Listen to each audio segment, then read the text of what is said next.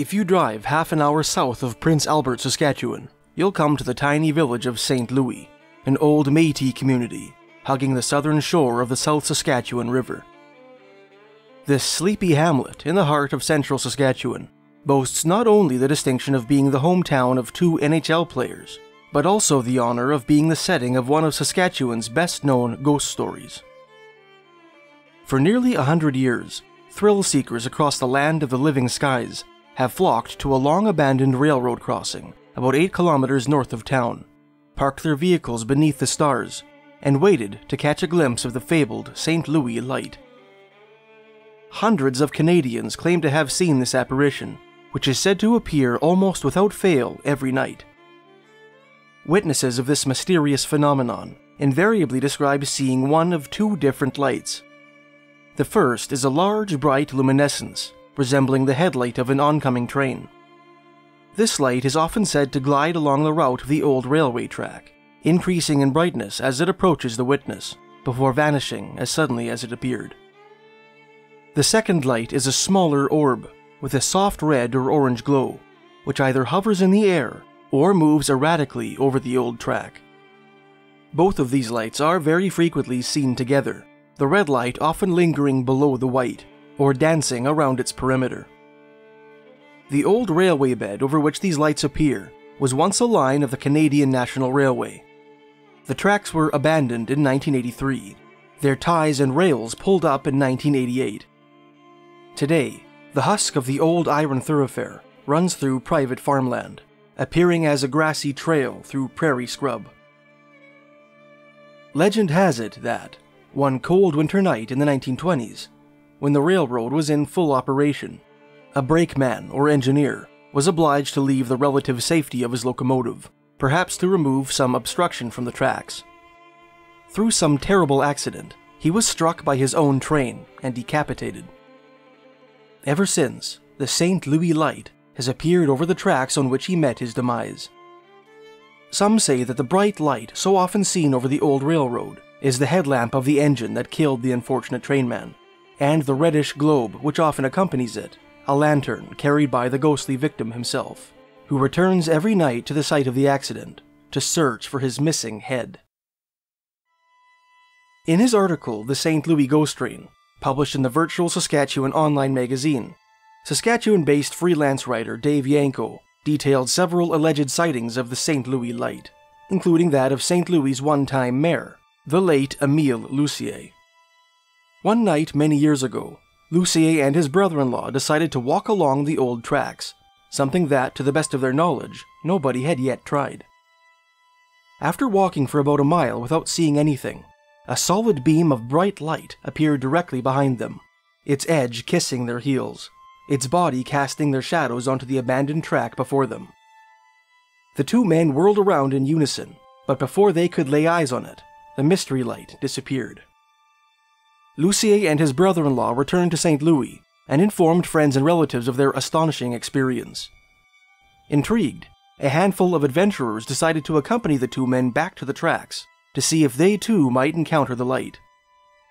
This time, Lucier contented himself with remaining at the crossroads and watching the boys as they walked down the old trail. Before they were out of sight, a bright globe of light suddenly appeared over the trackbed and illuminated the pedestrians for a few moments before vanishing. Lucier called out to the boys and was astonished to learn that none of them had seen a thing. Lucier's son Edward, then a teenager, was a member of the party that ventured out onto the tracks that night.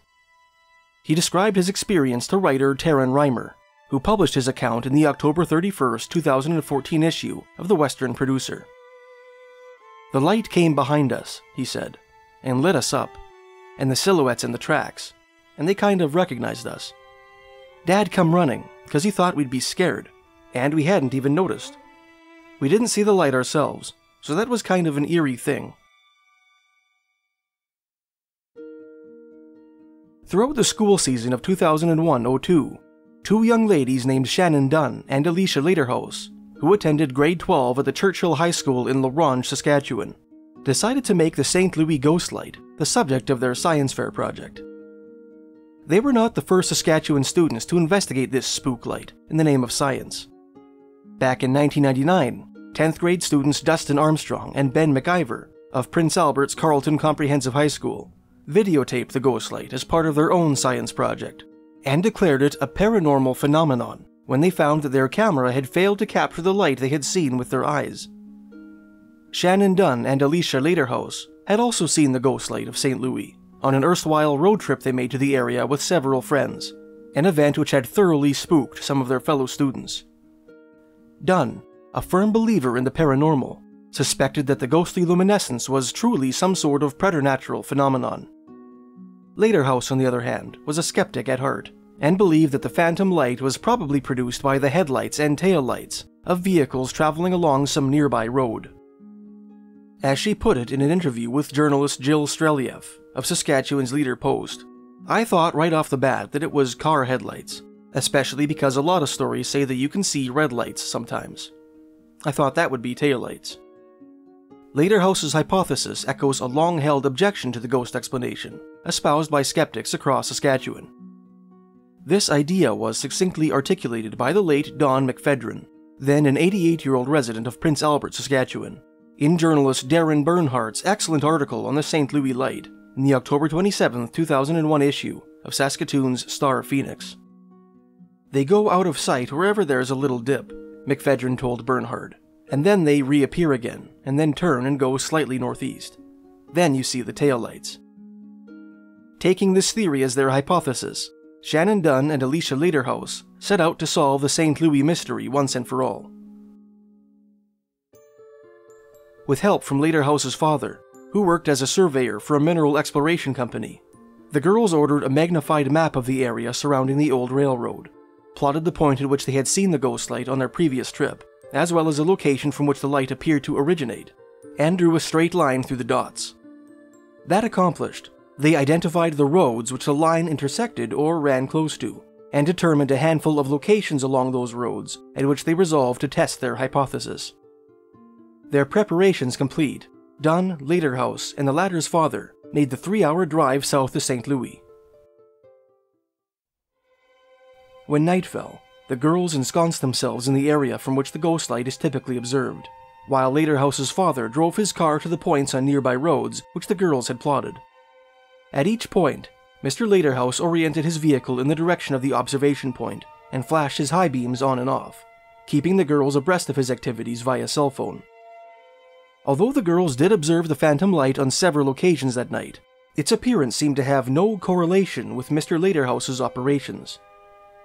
Left with little alternative, the girls decided to have Mr. Lederhaus drive down Saskatchewan Highway 2, a thoroughfare which lay 8.5 kilometers or 5.3 miles from the observation area at its closest point, which the girls had not initially considered a potential location for the source of the ghost light on account of its distance from the old railroad tracks. The other roads in which they had conducted their tests, they noted, were lower in elevation than the observation point, while a hilltop section of Highway 2 lay at approximate elevation. They hoped that this last-ditch effort might yield interesting results, and they were not disappointed. "We got Dad to stay out there for about half an hour, just flashing his lights off and on when we tell him to," Lederhaus told Streliev. "He even turned around, but we saw his taillights. We could actually see his taillights from 8.5 kilometers away." Satisfied that they had successfully replicated the St. Louis ghost light, the young scientists concluded their fieldwork and returned home. Although Dunn and Lederhaus were confident that they had determined the true source of the mystery light, they remained baffled as to how a high beam light from the hill on Highway 2 could possibly reach the observation point. They consulted their physics teacher, who suggested a phenomenon called diffraction as a possible explanation. Diffraction being the distortion which light waves undergo upon encountering opaque obstacles. As an article in the Virtual Saskatchewan online magazine explains, light passing through a small opening, perhaps some distant trees on either side of the old trackbed, can diffuse and expand in size. In other words, headlights normally too tiny to be noticed could become apparent through diffraction. While the car light explanation has satisfied many, including the judges of the regional science fair in which Dunn and Lederhaus participated, who awarded the girls 3rd place for their project, many witnesses of St. Louis' phantom light remain unconvinced. One witness named Rita Furland, for example, who saw the phantom light move along the tracks in broad daylight while picking raspberries with her mother, is certain that no vehicle light, diffracted or not, could possibly account for her bizarre daytime experience. Others claim that the car light explanation is untenable, since, according to local folklore, the St. Louis light has been seen regularly since the 1920s, in an age before the automobile eclipsed the horse as the vehicle of choice on the Saskatchewan prairies. Others still argue that the light's typical appearance, behavior, and duration negate the possibility that it might be derived from the lights of passing vehicles. As Canadian author Shannon Sin put it, in his video of the St. Louis ghost light, which he captured on film on New Year's Eve 2014, "You tell me if you think that's a headlight right there." If you'd like to watch Shannon's footage, please check out the link in the top right-hand corner of this video. Perhaps the strongest evidence that the St. Louis light may be more than an optical illusion is the story of Chris McLeod, a native of Prince Albert, Saskatchewan, whose unnerving tale appears in both Darren Bernhardt's aforementioned article and Joanne Christensen's 1995 book, Ghost Stories of Saskatchewan. When he was 17 years old, McLeod and his friend, Justin Thorsteinson, made regular trips to St. Louis in a Chevrolet Cavalier to see the ghost light.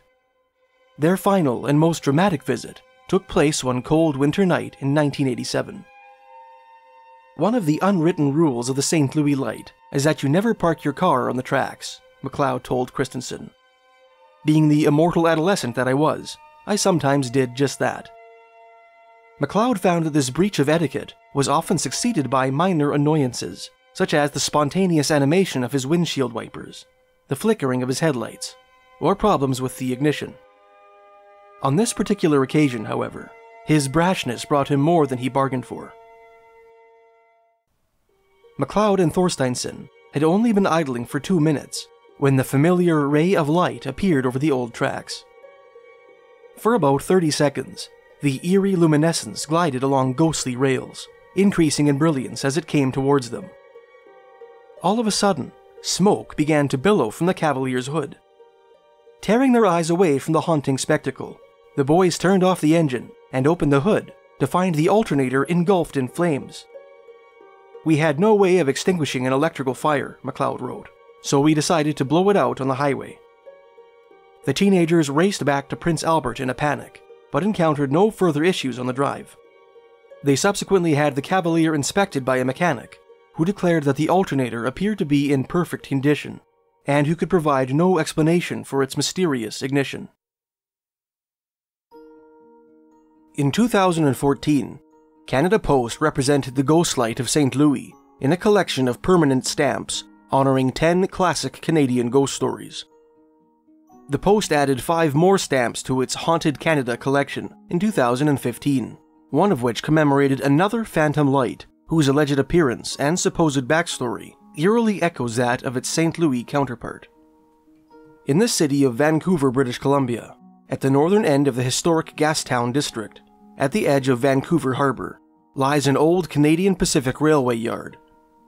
Local legend has it that on dark and rainy nights, a soft glow, evoking the light of an old lantern, can sometimes be seen flickering in the yard, moving slowly across the tracks, before suddenly guttering out. Only a handful of unfortunate TransLink employees, who operate the SkyTrain lines out of the adjacent waterfront station, are said to have caught a glimpse of the ghastly spectre to which this ghostly lantern is attached.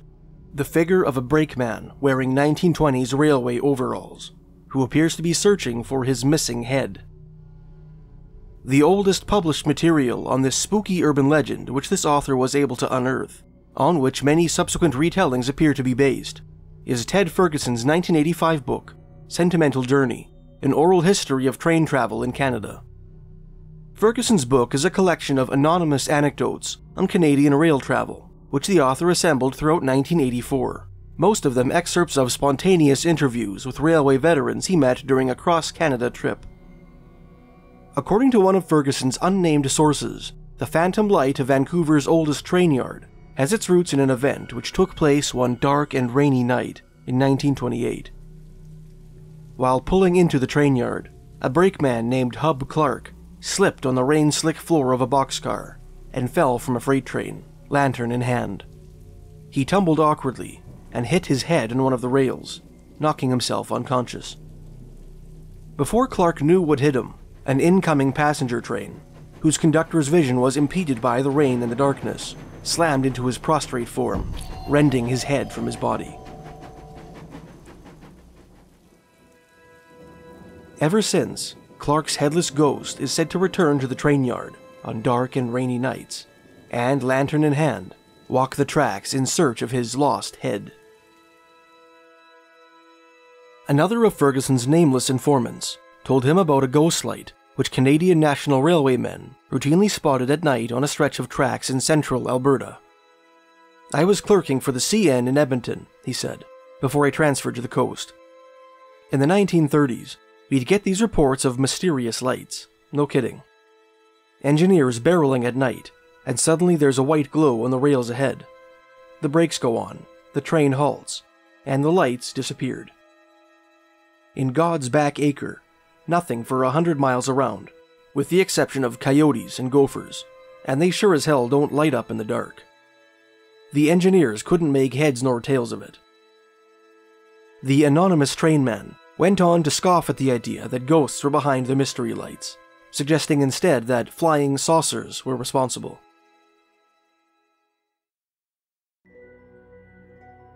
Vehicular malfunctions and headless trainmen notwithstanding, it is tempting to propose a connection between the above-mentioned ghost lights and a phenomenon called the will-o'-the-wisp. Variously referred to as jacks of the lantern and ignes fatui, or fool fires, wills of the wisp are mysterious flickering lights resembling lanterns or candle flames, which are said to appear in certain wilderness areas at night, often to lone travelers. Those who attempt to follow these lights often find themselves led off the beaten path into rugged and dangerous country, only to watch the object of their pursuit suddenly vanish, leaving them lost and alone in the darkness. Folkloric traditions all over the world propose different explanations for this strange optical phenomenon. Celtic legend, for example, ascribed the lights to the lanterns of mischievous fairies, who delight in disorienting human travelers. Anglo-Saxon tradition, from which derive the names Will-o'-the-Wisp and Jack-o'-the-Lantern, contends that the lights are the lanterns carried by lost souls, perhaps as divine punishment for misdeeds committed in life. To the Tlingit of the Alaskan Panhandle, mysterious lights in the wilderness are the campfires of the Kushtaka, or Land Otter Man, a semi-preternatural entity which preys on lost travelers. Science has also proposed a number of theories to account for wills-o'-the-wisp. One of the most popular scientific explanations, which hinges upon the observation that mysterious flickering lights are often seen over swamps and bogs, contends that these nocturnal candles are produced by the natural combustion of certain flammable gases which regularly leak from wetlands, which ignite when exposed to oxygen. This explanation, of course, cannot account for the many mystery lights reported in deserts and other settings in which such gases are not present in requisite concentrations. Other scientists have proposed that ball lightning might be the culprit, ball lightning being a volatile airborne globe of light which appears very infrequently during thunderstorms, supposed to be an extremely uncommon and poorly understood form of lightning. This explanation, considering the alleged rarity of ball lightning, cannot account for wills-o'-the-wisp which are said to appear in the same general area on a regular basis. A third explanation holds that wills-o'-the-wisp are bioluminescent clouds, produced by the activity of some sort of organism, fireflies and foxfire fungi being the most frequently indicted suspects. Whatever its nature, some of those who have written on the subject have equated the will-o'-the-wisp with mysterious lights which appear over railroad tracks, of which the St. Louis Light and the ghost of Hub Clark are but two of several. One such researcher was Fortean writer Curtis Fuller, whose article A Problem for Physicists appeared in the February 1953 issue of the magazine Fate. After arguing that the various scientific explanations for the will-o'-the-wisp phenomenon are far from satisfactory, Fuller described a certain mysterious light which once appeared regularly over a stretch of the Grand Trunk Railway which ran along the northern shore of Ontario's Lake Simcoe. His primary source was an elderly lady named Mrs. J.B. Running, who lived on Toronto's Harshaw Avenue at the time of writing. 50 years earlier, When she had lived in the Brecon district along Lake Simcoe's northern shore, Mrs. Running claimed that the mystery light appeared so frequently that she and her neighbors became used to it and accepted it as an inexplicable but regular fixture of the area. Brecon's 1950s residents appear to have maintained a less cordial relationship with their neighborhood will-o'-the-wisp than their turn-of-the-century predecessors, as Fuller's article and a contemporaneous newspaper piece bear out. One of the light's favorite pranks, Fuller wrote, was to appear on the Grand Trunk railway tracks and stop trains. When the crew climbed down to find out the trouble, the light, which gave a reddish glow much like a lantern, disappeared completely into the swamp. The September 3, 1952 issue of Sault Ste. Marie's newspaper, the Sault Star, described a similar incident. Provincial police and residents of the northeast end of Lake Simcoe played tag last night and early today with a red light. The light, first reported late in the evening, was said to have appeared at many points around the lake. Police checked each report, but the cause of the light has not been determined. Unlike the St. Louis light, this particular mystery light did not confine its capers to the railroad track. At the end of his article, Fuller wrote, Mrs. Running recalled a game warden named Henry Thompson, who chased the light several times as it went ahead of him down a trail to his cabin beside the lake. He used to laugh about it until one morning he came into the Brecon Hotel, white-faced and shaken. Seems he had waked up during the night to hear a loud buzzing outside his cabin window. His dog was running around looking for a place to hide, and his cat was climbing the wall. Right outside the window was a ball of fire as big as a football. Will-o'-the-wisp, of course, whatever that is.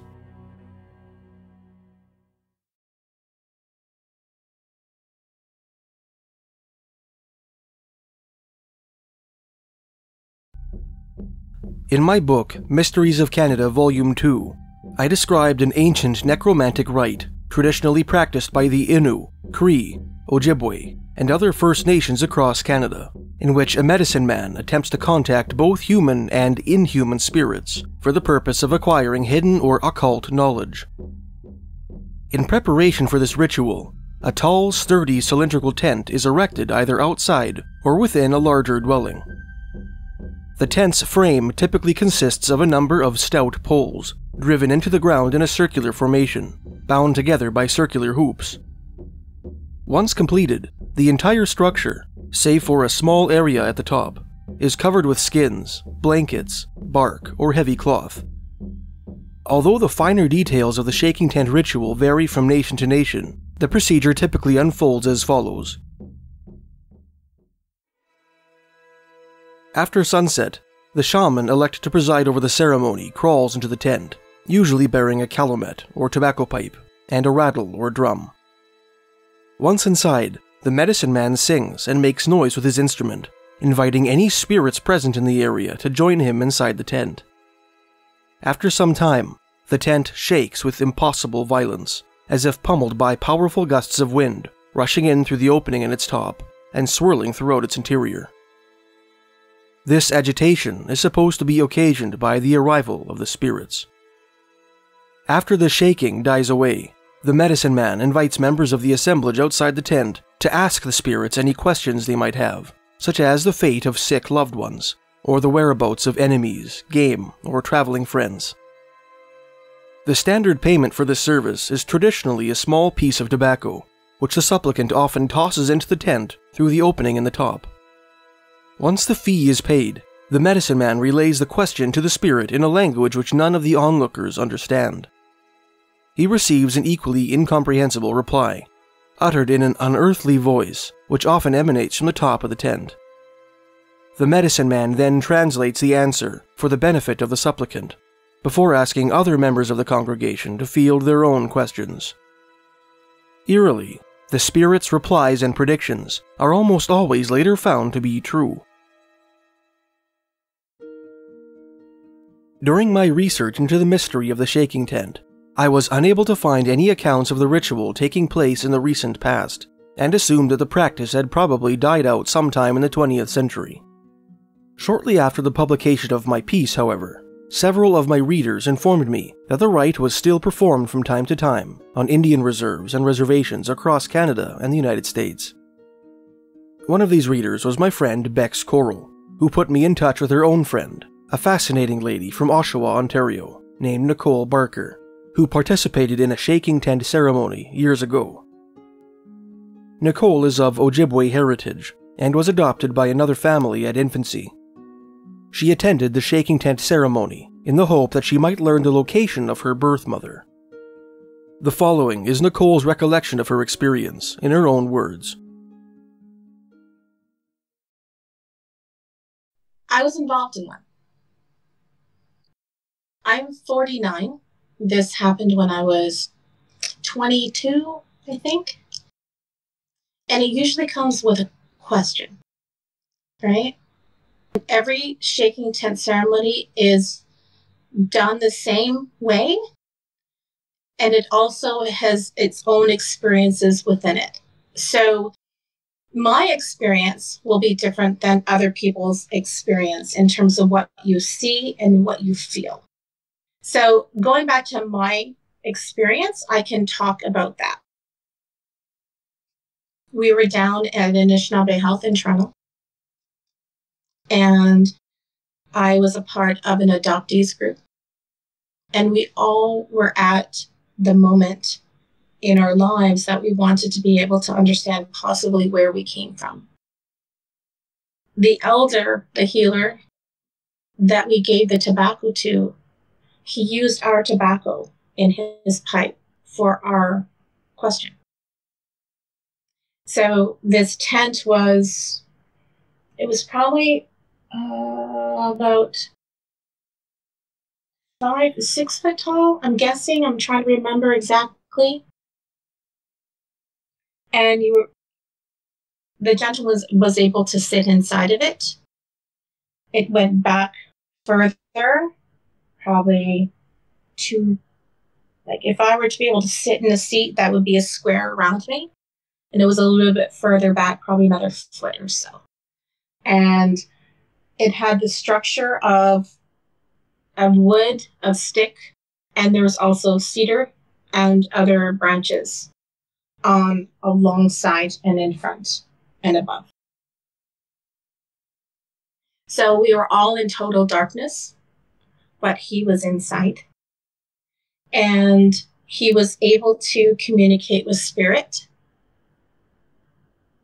to give us answers about our family, about my birth mother, my birth father at the time, about them, where they possibly could be, where, I was wondering where they were. It could have been my ancestors that were talking with him. It could have been his ancestors that was getting more information about my particular question. He would have to be able to answer that question. Yes, the tent shook. Yes, there was a lot of singing, drumming. I heard like a wolf howling. It was pretty intense. And my portion, it felt like it lasted a long time. But I believe that it likely was only about 10 minutes, but it felt like it was longer. And you just felt immersed in the song. You're calm, and we're just in a state of total, this is beautiful, right? When it was done, he ended up saying to me that my birth mother was at Mount McKay. And I went, okay. I got someplace to start. And I called Mount McKay. I called the reserve Thunder Bay, Mount McKay. And I said, I just had a shaking tent ceremony. And I was told that my birth mother is here. This is my name. Do you happen to know if there was a woman, because my adoptions say that she was 19 at the time when I was born. And I was delivered in Thunder Bay Hospital. I was born on this day. Could I have more information? Do you know of anybody there that has lost a child? I'm here. And the lady that was there, because usually everybody knows everybody inside the band office. Like, you really know because it's your home, right? And they said, I'll get back to you, but I don't believe that we have anybody that day. I know that my adoption papers said that my first name was Donna. I gave them as much identifying information that I could. And then I heard that she was not there. So a couple months had passed, and I was working, and she called me. And she says, I'm your mom.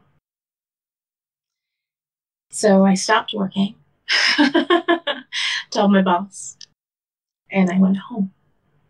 And I told my father and my mother who raised me. So upon talking with her later, I said, I had a shaking tent ceremony. And it said that you're in Mount McKay. And it was just a little bit later on. And I said, where were you on this day at this time? And she said, I was at Mount McKay. And I went, okay, so why are you not there? Because apparently you're supposed to live there. She says, no, the purpose of the shaking tent was, where is she? That was my question. And she was there. But she was there for a powwow. So the shaking tent ceremony was correct. As people didn't ask the question correctly, in a way, I guess. I needed to wait that to find whether or not it was true, and it really was. It really was. It's quite magical, all of it, that whole journey. Yeah.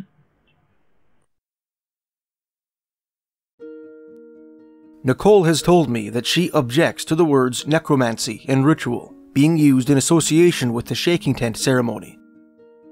The word necromancy, she wrote, is often considered to be black magic, witchcraft, sorcery. There are those who do practice these things. We as Aboriginal people do not.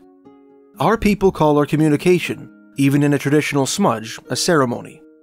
Shaking tent, other ceremonies our people have participated in, like powwows, are not rituals nor necromantic practices. For example, a powwow is a celebration of giving thanks to the Creator. It's a connection to the Creator. Our ceremonies are all positive, for everyone's good. Like a shaking tent, when done, is a powerful connection with the Creator. It is not black magic or witchcraft. It's talking and giving thanks to our Creator, your Creator, everyone's Creator of all things on Turtle Island.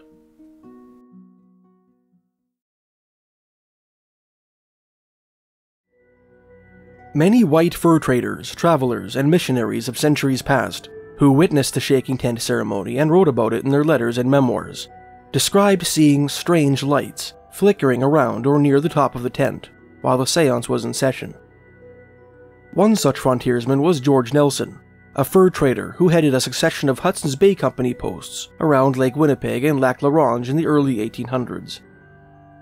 In various letters to his father, written throughout the spring and summer of 1823, he described the mysterious lights he witnessed during Cree shaking tent ceremonies.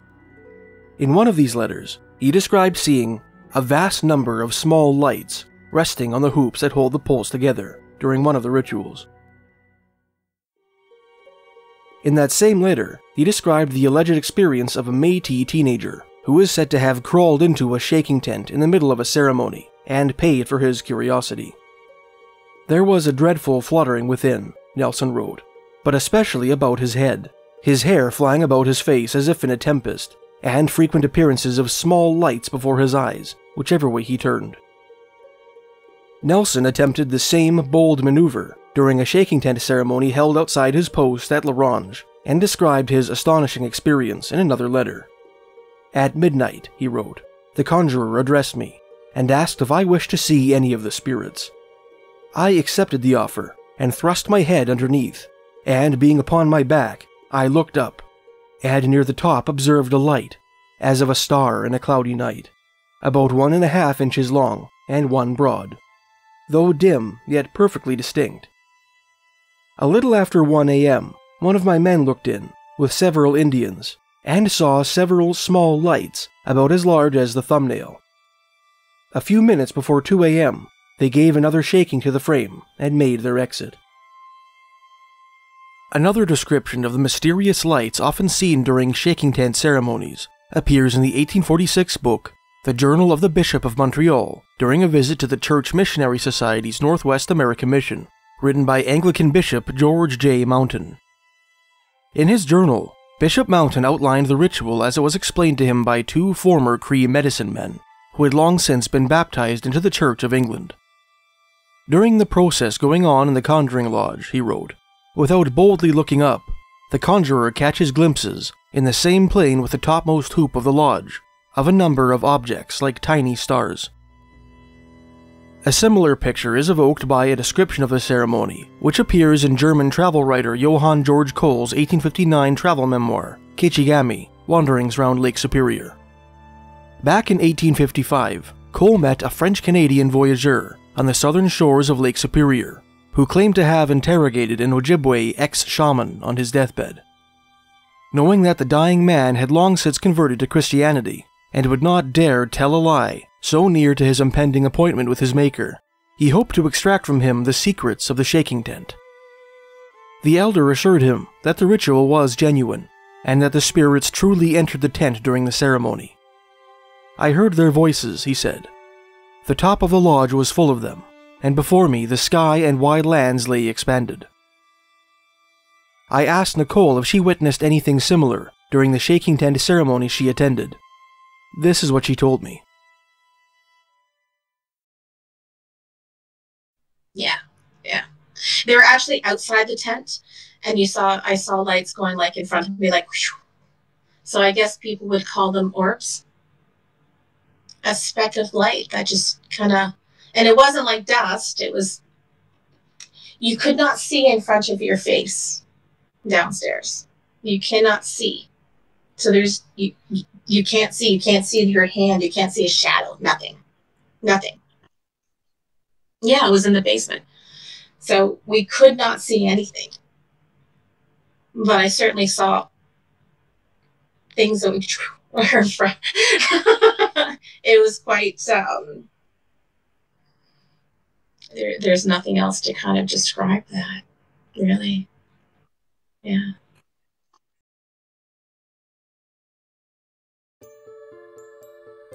The term orb, or spirit orbs as they are often called, may be familiar to viewers who enjoy watching documentaries and TV shows on paranormal phenomena.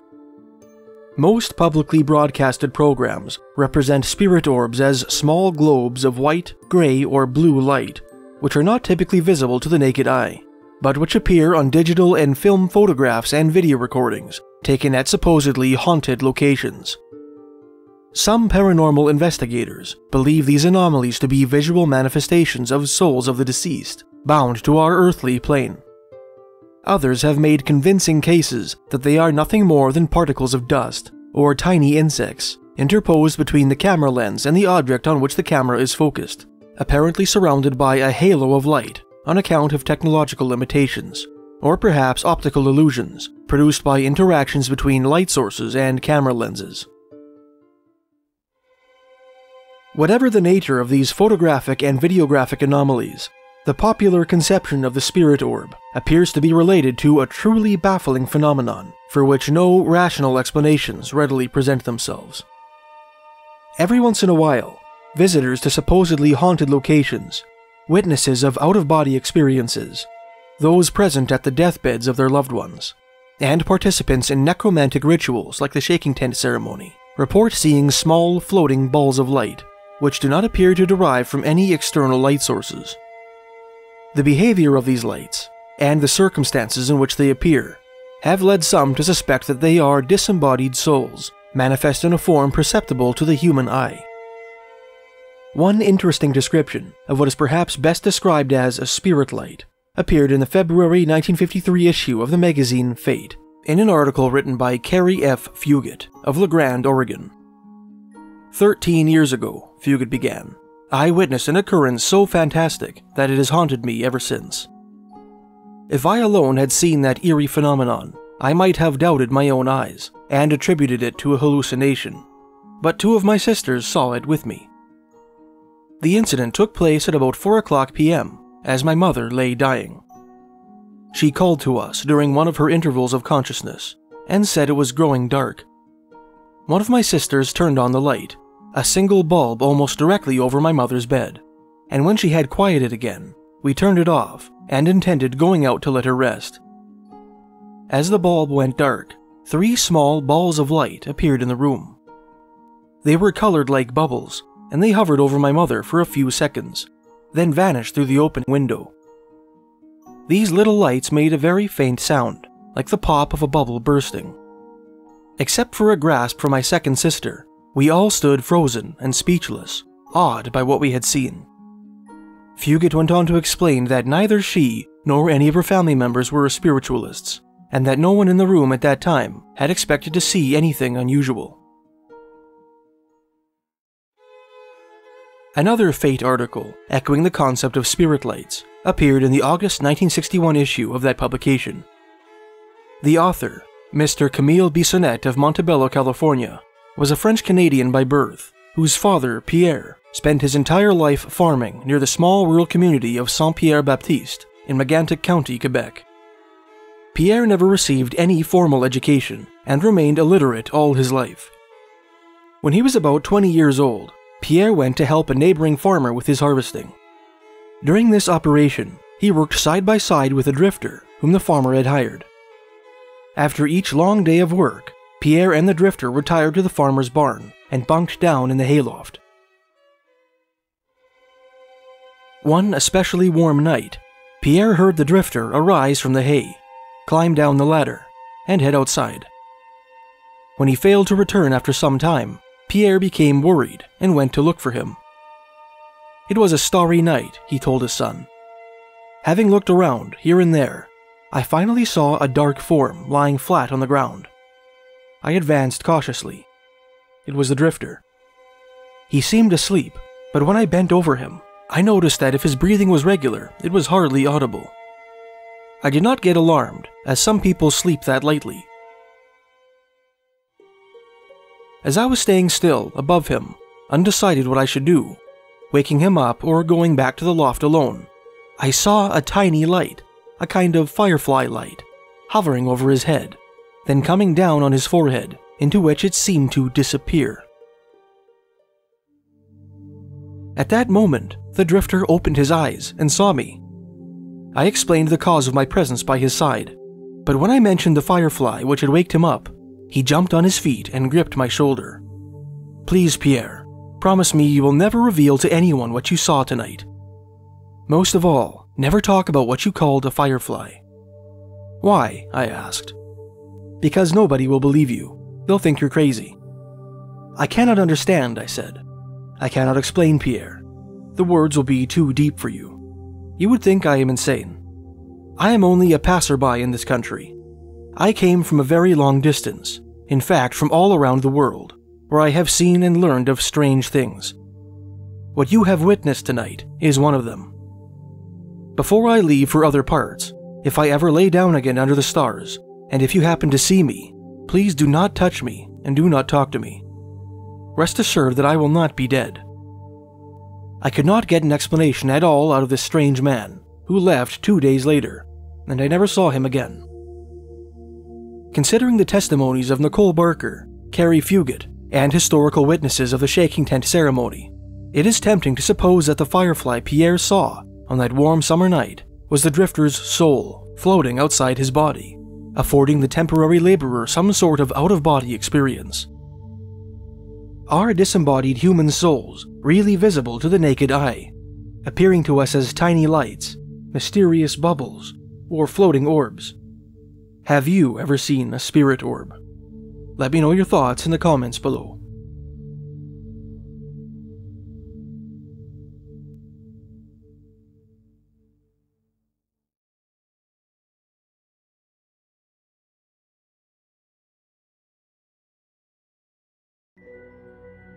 In early June, at the beginning of the rainy season, residents of the poor rural department of Lloro, in north-central Honduras, watch the skies for a peculiar rain cloud, which has made an annual appearance in the area for over a century and a half. When the dark form of this curious cumulus finally appears on the horizon, locals abandon their activities, head indoors, equip themselves with straw baskets, and wait with eager anticipation as the cloud slowly drifts towards them.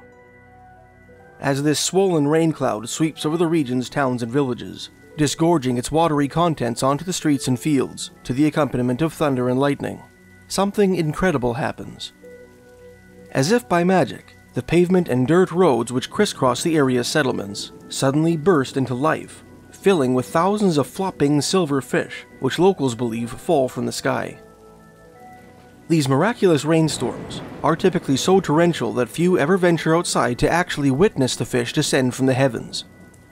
Nevertheless, some of those who have waited out such tempests indoors claim that, at the height of the storm, the familiar drumming of the rain on the adobe roofs above their heads is punctuated by meaty thumps, which prove the celestial origin of this most unusual precipitation.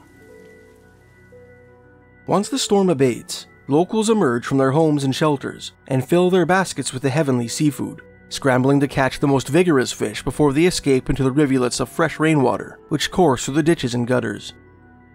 The small silvery animals, which are not native to the region, are said to be delicious when fried, and their annual appearance brings much-needed relief to some of the poorer and hungrier residents of Lloro.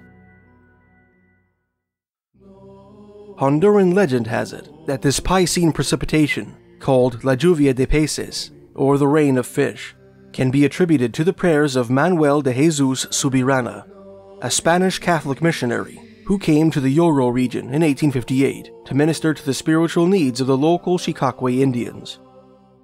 Pitying his hungry and impoverished flock, Subirana is said to have spent 3 days and 3 nights praying on his knees, asking God to perform a miracle by which to feed his sheep.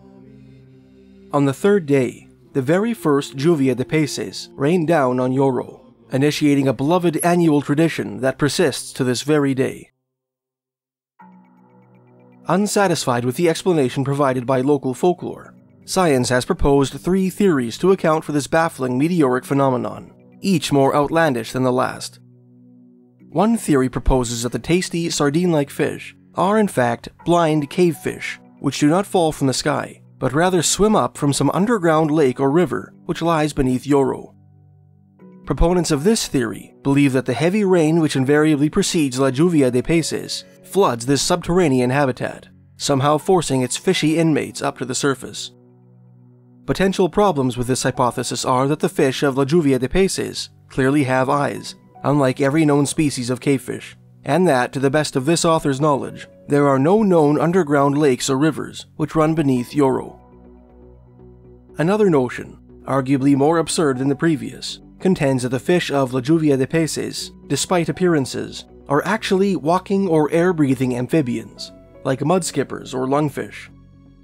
Champions of this theory argue that these creatures, for reasons unknown, leave their watery abodes en masse at the commencement of the rainy season, and migrate overland to the Lloro region, somehow evading human detection throughout the course of their cross-country odyssey, until the first major thunderstorm of the year. The third and most popular theory, on which scientists have ruminated for over a century, proposes that the fish which rain on Lloro every June are picked up by waterspouts somewhere in the Gulf of Honduras, a waterspout being a cyclonic column of water vapor, which typically forms over large bodies of water. These aqueous cyclones, theorists propose, launch the fish with tremendous violence high into the sky. Once airborne, the fish travel dozens of miles through the atmosphere before falling on north-central Honduras, miraculously failing to explode into fishy mist upon impact. While this is undoubtedly the most commonly cited of the three, some scientists have argued that the waterspout theory holds as much water as waterspouts do fish, which is none at all. As science writer Brian Dunning put it in the September 8, 2009 episode of his podcast Skeptoid, waterspouts simply do not have any mechanism by which they might reach down into the water, collect objects, and then transport them upward into the sky.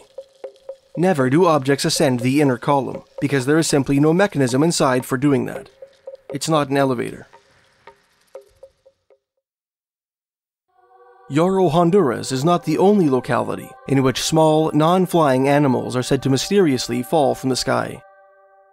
This strange phenomenon has been reported in countries all over the world, and Canada is no exception.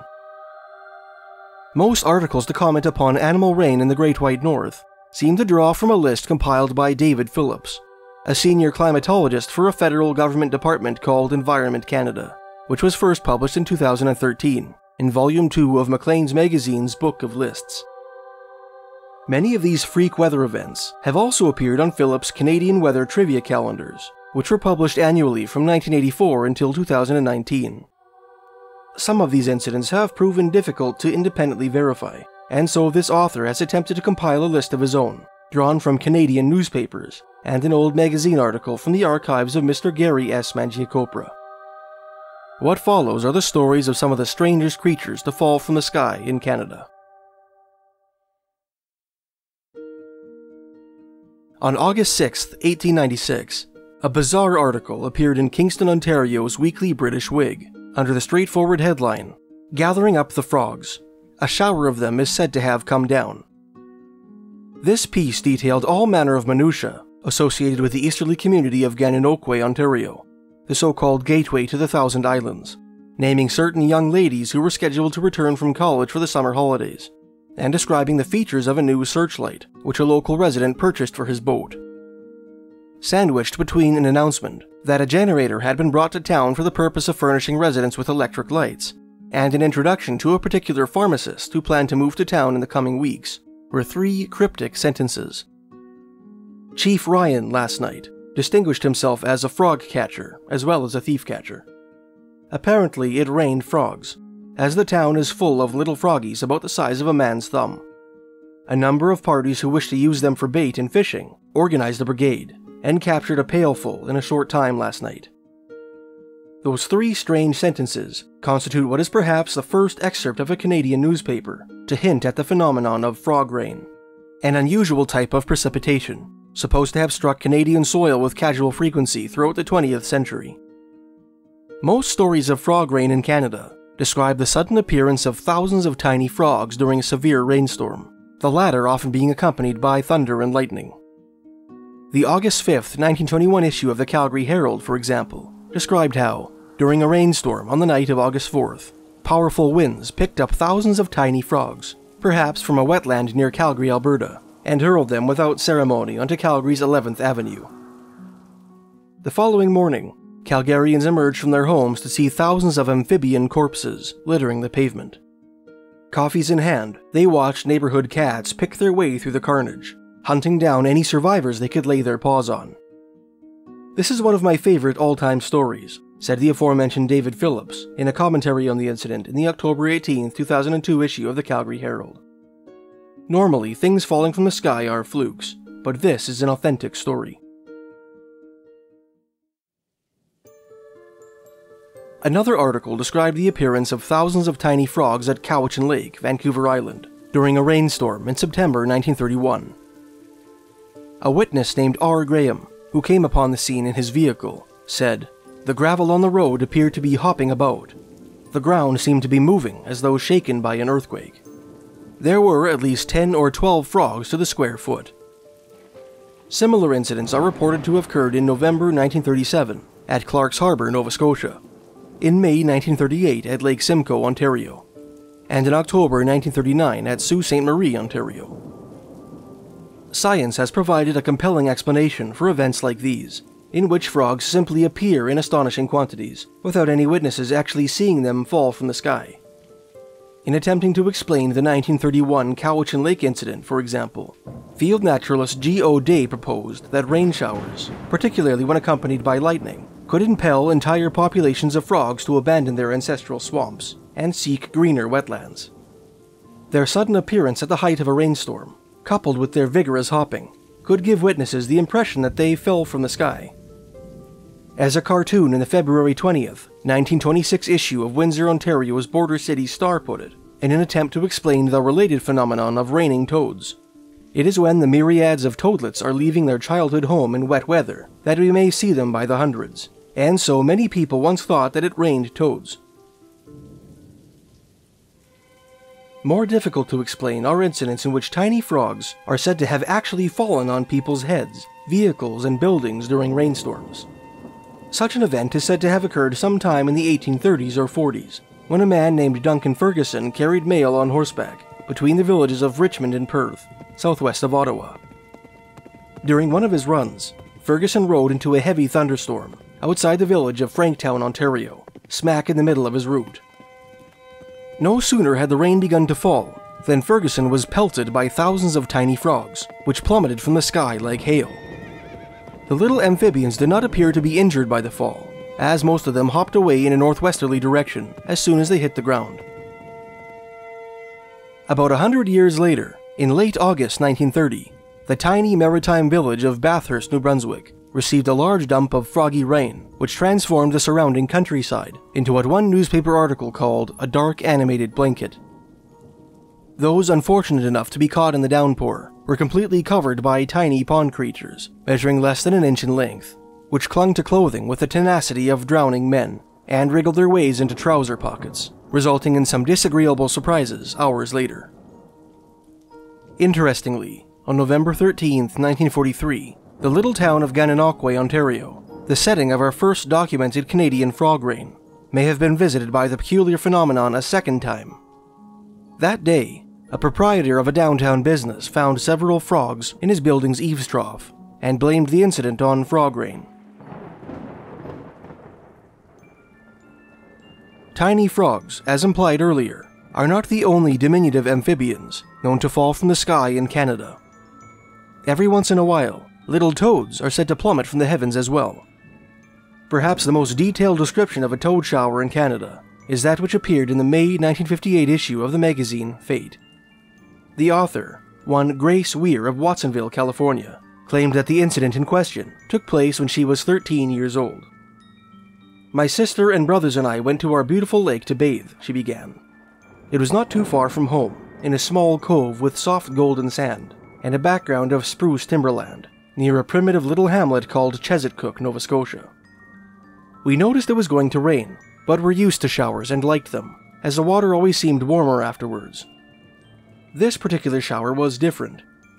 The heavens opened up, and down poured little toads, no larger than a blowfly, and as golden as the sands they bounced upon. They fell like hailstones, and the bouncing didn't seem to hurt them. They bounced on the water all around us, on our heads and shoulders. We even held out our hands and caught some, so these toads came directly from the skies, and not from under our feet. We kids had never seen anything like that in our young lives, and naturally we were excited. We ran for the shore to gather some up. I recall I counted 18 baby toads that I held without crowding them or injuring them."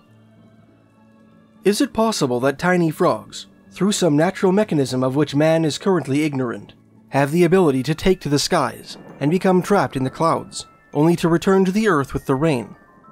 Or are all cases of verified frog rain, like that which characterized the Calgary storm of 1921, attributable to violent winds, which pick up the tiny subjects of our inquiry and hurl them through the air? One imaginative alternative was proposed in the March 17, 1938 issue of the Vancouver Sun. After reiterating the waterspout hypothesis, the anonymous journalist wrote, "There are frogs which lay their eggs in water standing in the cups of leaves in trees.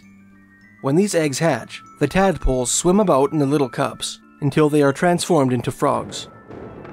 If a windstorm strikes the tree, these little frogs may be blown out and rain down upon the ground." Whether this third explanation could account for the sheer quantity of frogs said to fall from the sky during typical frog showers, the number typically being estimated to be in the thousands, is a question perhaps best left for the experts. One of the unusual meteorological episodes mentioned in David Phillips' list was a rain of lizards, which fell on the city of Montreal, Quebec, in December 1857. Unless the same strange event occurred in two different locales during the same month, it seems possible that Mr. Phillips may have confused his locations, assuming his source was the following paragraph, which appeared in the December 28, 1857 issue of the Montreal Weekly Gazette. The Leroy Gazette says that, during the heavy rain of Sunday last night, live lizards, some of them measuring 4 inches in length, fell from the clouds like manna, though not as plentiful, nor half so welcome. Manna being the mysterious food which, according to the book of Exodus, fell from heaven to sustain the Israelites during their 40 years of wandering in the Sinai desert. They were found crawling on the sidewalks and in the streets, like infantile fugitive alligators, in places far removed from localities where they inhabit. In his 1870 book, Odd Showers, Sir George Duncan Gibb, Baronet of Falkland and of Cariboo, identified the Leroy mentioned in this article as the village of Leroy, New York, located southwest of the city of Rochester. It seems possible that Mr. Phillips, perhaps justifiably confused by the grammatical error in the December 28th article, may have assumed the Leroy Gazette was a misspelling of the Montreal Gazette and changed the location of the story accordingly. If so, he was not the first weird weather aficionado to make the mistake. The American researcher Charles Fort, who popularized the study of unexplained phenomena, committed the same error in his 1919 book, The Book of the Damned. Incidentally, the 1857 Rain of Lizards is not the only strange event to rock the residents of Leroy. In the spring of 2012, 18 teenage residents of this upstate New York community, many of them members of the Leroy Junior-Senior High School cheerleading team, suddenly developed a mysterious and debilitating nervous condition, which has been blamed on everything from neurological damage caused by environmental toxins to mass hysteria. Whether or not aerial lizards truly fell on Montreal in December 1857, reptilian rain is reported to have occurred in Canada on at least one other occasion. In an article published in the March 29, 1945 issue of Regina, Saskatchewan's Leader Post, a retired Indian trader named John Cahoon recalled just such an event taking place on a Cree Indian reserve in southeastern Saskatchewan. "I remember one night it rained lizards when I was out trading on a reserve," he said. "It seems fantastic, and I suppose there's a scientific explanation for it, but I can swear to it. After the storm subsided, we could see hundreds of them crawling down the tent."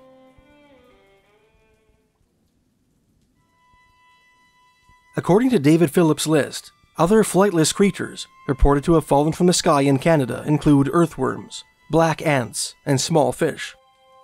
While this author has failed to unearth any contemporary accounts describing the first two varieties of animal showers, newspapers across Canada are sprinkled with stories of raining fish. The earliest of such tales to appear in Phillips' list is an incident which took place in the prairie city of Moose Jaw, Saskatchewan, in 1903. According to newspapers in Alberta and Saskatchewan, history repeated itself on April 23, 1948, when small fish fell on Moose Jaw a second time. During a heavy thunderstorm in the afternoon, explained one article which was reprinted in various newspapers across the prairie provinces, dozens of live fish, ranging in size from 1 to 3 inches, rained down from the skies in the vicinity of the Robin Hood flour mills. George Voudin, an employee at the mill, scooped up some of the creatures, and today they were still sloshing about happily in a pail of water. The article went on to hypothesize that the fish came from a small slough in the area, and were somehow picked up by strong winds during the storm, and deposited in the streets. A remarkably similar incident took place near the remote rural settlement of Wadena, Saskatchewan, located about 200 kilometers or 120 miles east of Saskatoon. As an article in the September 11, 1954 issue of Saskatoon's Star Phoenix explained, "It's been raining frequently in this district for the last 4 or 5 months, but for the first time, a story has reached here that it was beginning to rain fish." Ernie Vellicott, who lives 5 miles northeast of Clare, reported that he was inspecting his wheat field the other day when he came upon an old truck track filled with water.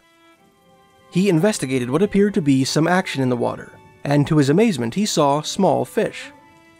To substantiate his story, he caught 36 of the little fellows, some of them about 2 inches long. Since there was no stream running in or out of the field, and since the closest lake, Small Salt Lake, was about 7 miles distant, he could not account for the presence of the fish. Another purported fish rain, which appears on Phillips' list, occurred in the community of Dundas, on the outskirts of Hamilton, Ontario, on February 25, 1926. A long-established Fortean expert who goes by the name Mr. X, who specializes in unexplained phenomena in Canada, made a special study of this case and published his findings on his website, resologist.net. In his article, Mr. X described how Charles Fort, the aforementioned godfather and namesake of Fortean, the study of unexplained phenomena, not only collected data on weird anomalies, but also made an effort to personally investigate many of the strange stories he came across. One of these stories was the fish rain of Dundas, Ontario, to which he was introduced via an article in the February 27, 1926 issue of the Toronto Daily Star. In common with many other centers, the 1926 article began, rain fell here yesterday afternoon, and several hours later, residents were astonished to observe small fish, about the size of baiting minnows, near the vicinity of Victoria and Market Streets. The small fish, it is said, did not come from the sewers, nor were they washed from the creek, which passed through town. James W. Dixon, a resident of the town, believes that the fish fell with the rain from the sky. He procured specimens, and intends to seek scientific opinion for the phenomenon.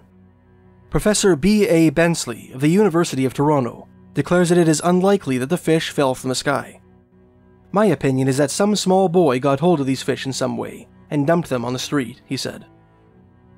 Eager to learn whether there had been a sequel to the story, Charles Fort sent an inquiry to the editor of the Toronto Daily Star, prompting that paper to publish an article completely demystifying the incident on March 16, 1926. Mr. Robert Manning of Dundas, the article explained, had planned to go fishing through holes in the ice. He had meant to go fishing on the Thursday of the heavy rainstorm, and so the previous day he went to the sluice gate near the hydro canal and netted a pail of minnows. The heavy rain of the next day caused him to postpone his trip, and as the minnows would not keep, he dumped the pail into the torrent of water rushing along the street. Later on, a prominent citizen, seeing dead fish in a rain pool that had just fallen from the sky, naturally concluded that he was local eyewitness to a marvel. Of all the theories addressing the mystery of animal rain, the Daily Star's explanation for the Dundas minnows is by far the easiest to swallow. For other, more mysterious cases of raining fish, frogs, or lizards, science has left us with feeble explanations involving waterspouts, subterranean aquifers, or arboreal nests, leaving the phenomenon of animal rain, in this author's opinion at least, firmly in the camp of the unexplained.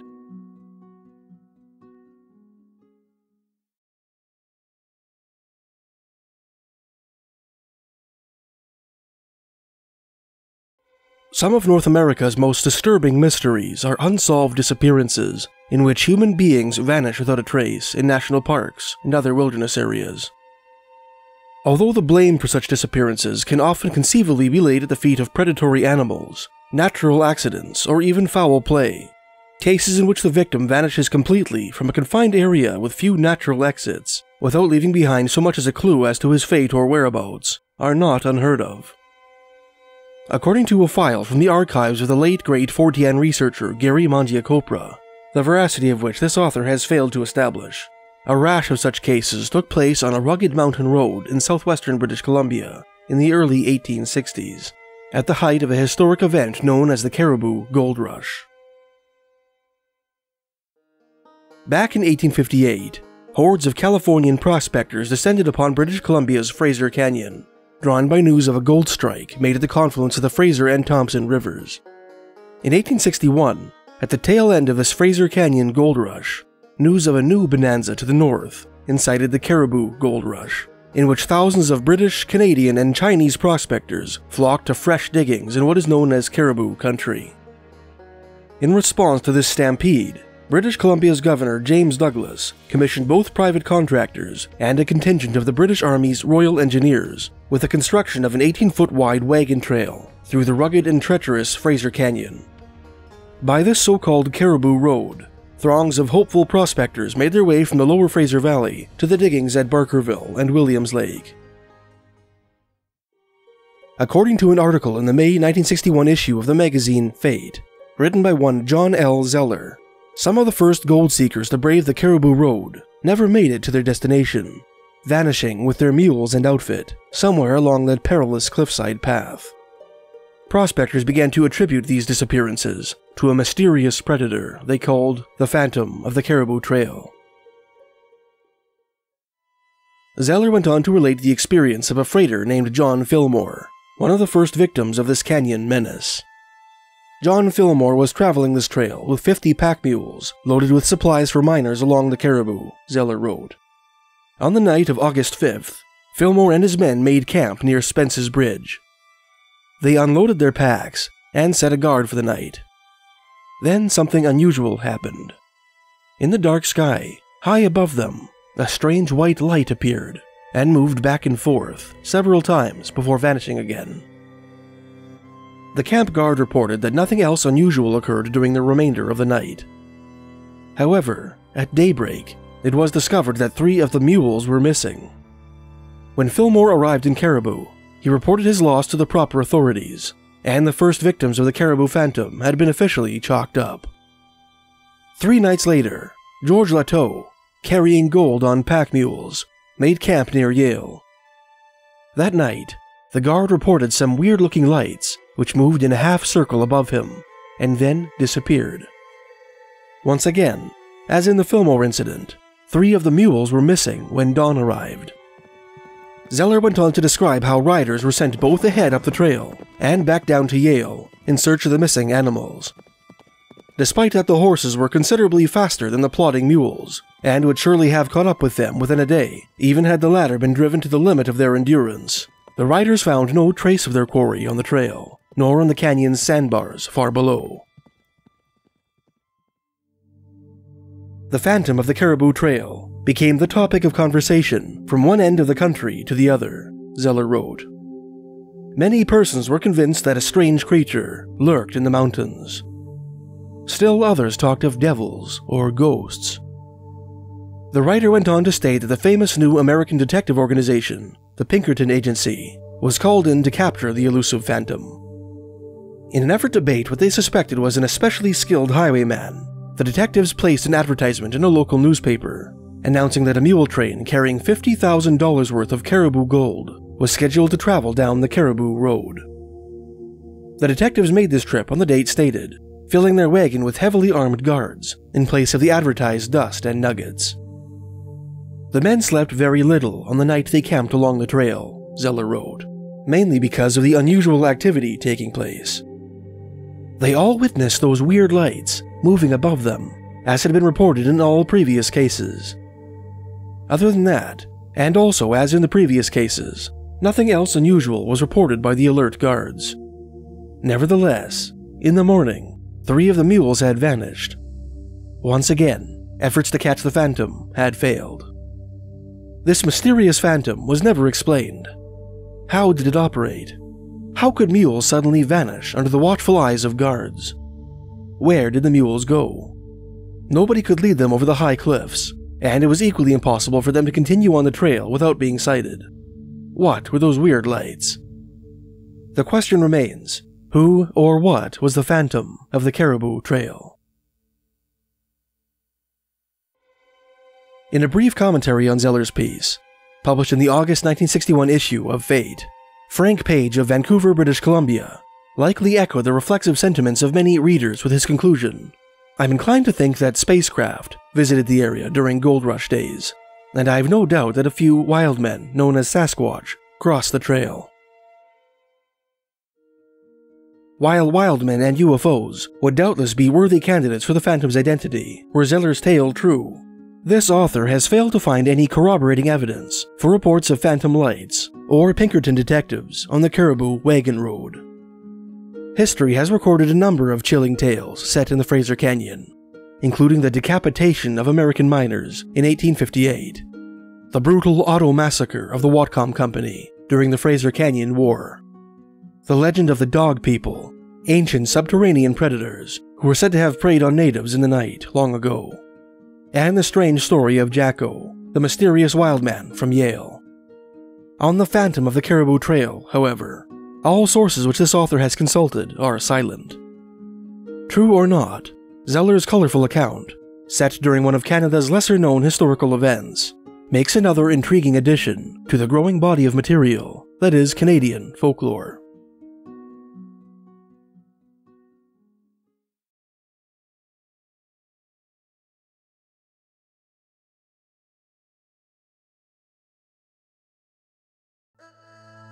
On February 4th, 2023, a US fighter jet shot down a Chinese spy balloon over the Atlantic Ocean off the shores of South Carolina, following the object's unimpeded flight across the continental United States. Within an 8-day period following this controversial event, 3 more aerial objects, all of them initially classified as unidentified, were spotted and summarily shot down over the Beaufort Sea north of Prudhoe Bay, Alaska, the boreal forest of Canada's Yukon Territory, between the historic communities of Dawson City and Mayo, and Lake Huron, near the Michigan-Ontario border, respectively. The pilots sent to shoot down the Alaskan object purportedly gave conflicting descriptions of their target, some of them allegedly stating that it interfered with their sensors, and that it had no identifiable system of propulsion. An anonymous, high-ranking Canadian official allegedly told the press that the object shot down over Yukon was cylindrical and silverish gray, unmanned, and floating. And the Lake Huron object was described as octagonal in shape, with strings hanging off. When asked by the press whether these 3 objects were also Chinese spy balloons, General Glenn Van Herk, commander of the North American Aerospace Defense Command, or NORAD, made the dramatic statement, "We're calling them objects, not balloons, for a reason," adding that he had not yet ruled out the possibility that the objects might be extraterrestrial in nature. The tantalizing statements issued by Van Herk and other government and military spokespersons led to rampant speculation on social and alternative media. Some suspected that the unidentified flying objects were extraterrestrial aircrafts, come to Earth either to observe a world on the brink of nuclear war, or as the advance scouts of an extraterrestrial armada scheduled for an imminent invasion of the Blue Planet. Others put forth the theory that all 3 of the UFOs, like the object shot down on February 4th, were spy balloons sent by China as part of a military test. Others still proposed the sensible but prosaic explanation that the objects were private air balloons which the military failed to identify, or which the military pretended to misidentify in an effort to distract the North American public from more serious problems at home and abroad. And a few proposed a connection between the incident and Project Bluebeam, a theory developed by Canadian journalist Serge Monast in the 1990s, which holds that NASA, in coordination with the United Nations, intends to stage a fake extraterrestrial invasion in order to coerce the nations of the world to unite under one banner. Any attempt to make sense of this most recent UFO flap ought to be supplemented with the knowledge that, since at least the early 1950s, the militaries of both Canada and the United States have attempted to build their own flying saucers. This is not baseless conjecture born from the dark recesses of the internet, but rather a well-documented fact which first came to public attention exactly 70 years to the day before the recent downing of the Yukon UFO. On February 11th, 1953, the Toronto Star leaked that the airplane manufacturing company Avro Canada was in the process of building a fully functioning flying saucer in their Toronto factory. This aircraft in progress was designed to take off and land vertically, and to fly horizontally by means of a centrifugal turbine, and was expected to be in the air by late 1955 or early 1956. We know today that the Avro Flying Saucer project was headed by Jack Frost, a British inventor and aircraft designer who had worked on several gliders, jets, and fighter planes that saw action in World War II. Theorizing that a thin, pancake-shaped aircraft with a circular engine could potentially be far more aerodynamic than the conventional airplane, Frost put together a team of maverick scientists in 1952 and set to work designing a real-life flying saucer. The project operated under the auspices of Avro Canada, with funding provided by the Canada Defence Research Board. From the outset, this commercial experiment operated like a top-secret government project. The work took place in an old military building near the main Avro Canada factory, which was guarded day and night by security personnel. Although team members typically needed a special pass card to enter the workplace, the crew made an exception when Field Marshal Bernard Montgomery, a high-ranking British general famous for his service in World War II, toured the Avro plant with Air Marshal Wilfred Curtis, the commander of the Royal Canadian Air Force, in company with Avro's chairman, president, and general manager. Although Canada's Defence Research Board pulled its funding shortly after the leak to the Toronto Star, Frost found a new patron in the United States Air Force, which resurrected the Avro Canada project in 1955. The work of Frost and his fellow scientists culminated in the 1958-59 construction of two prototypical flying saucers called Avro cars. According to John B. Macaulay, the Assistant Secretary of the United States Department of Defense, who broke the news to a U.S. House of Representatives subcommittee in April 1959, "I've never seen anything like it in all the years I've spent in aviation, and that's most of my life. They are built to skim close to the ground, dart between trees, dip into small valleys, and generally hug the Earth's surface." The Avro car was repeatedly tested and modified throughout the summer, autumn, and winter of 1959, with discouraging results. Frost and Company went back to the drawing board in 1960 and produced a new set of prototypes, which were tested in the summer of 1961. Unfortunately, the newer model proved difficult to handle and presented a range of design flaws. Following this last setback, the U.S. Air Force withdrew its funding, and Avro Canada's flying saucer project was no more. Despite this crushing blow to his research aspirations, Jack Frost and other similarly minded aerospace engineers retained an unshakable belief that the future of aeronautics lay in the flying saucer concept. For example, John Burton, one-time chief metallurgist of the British shipbuilding company Cammell Laird, told the press in 1959, "It has long been recognized by aerodynamics experts that the saucer is the near-perfect shape for maximum lift, speed, and maneuverability in flying. Prototypes, while still in the experimental stage, have been successfully flown, and it's just a question of a short time before they will be in production."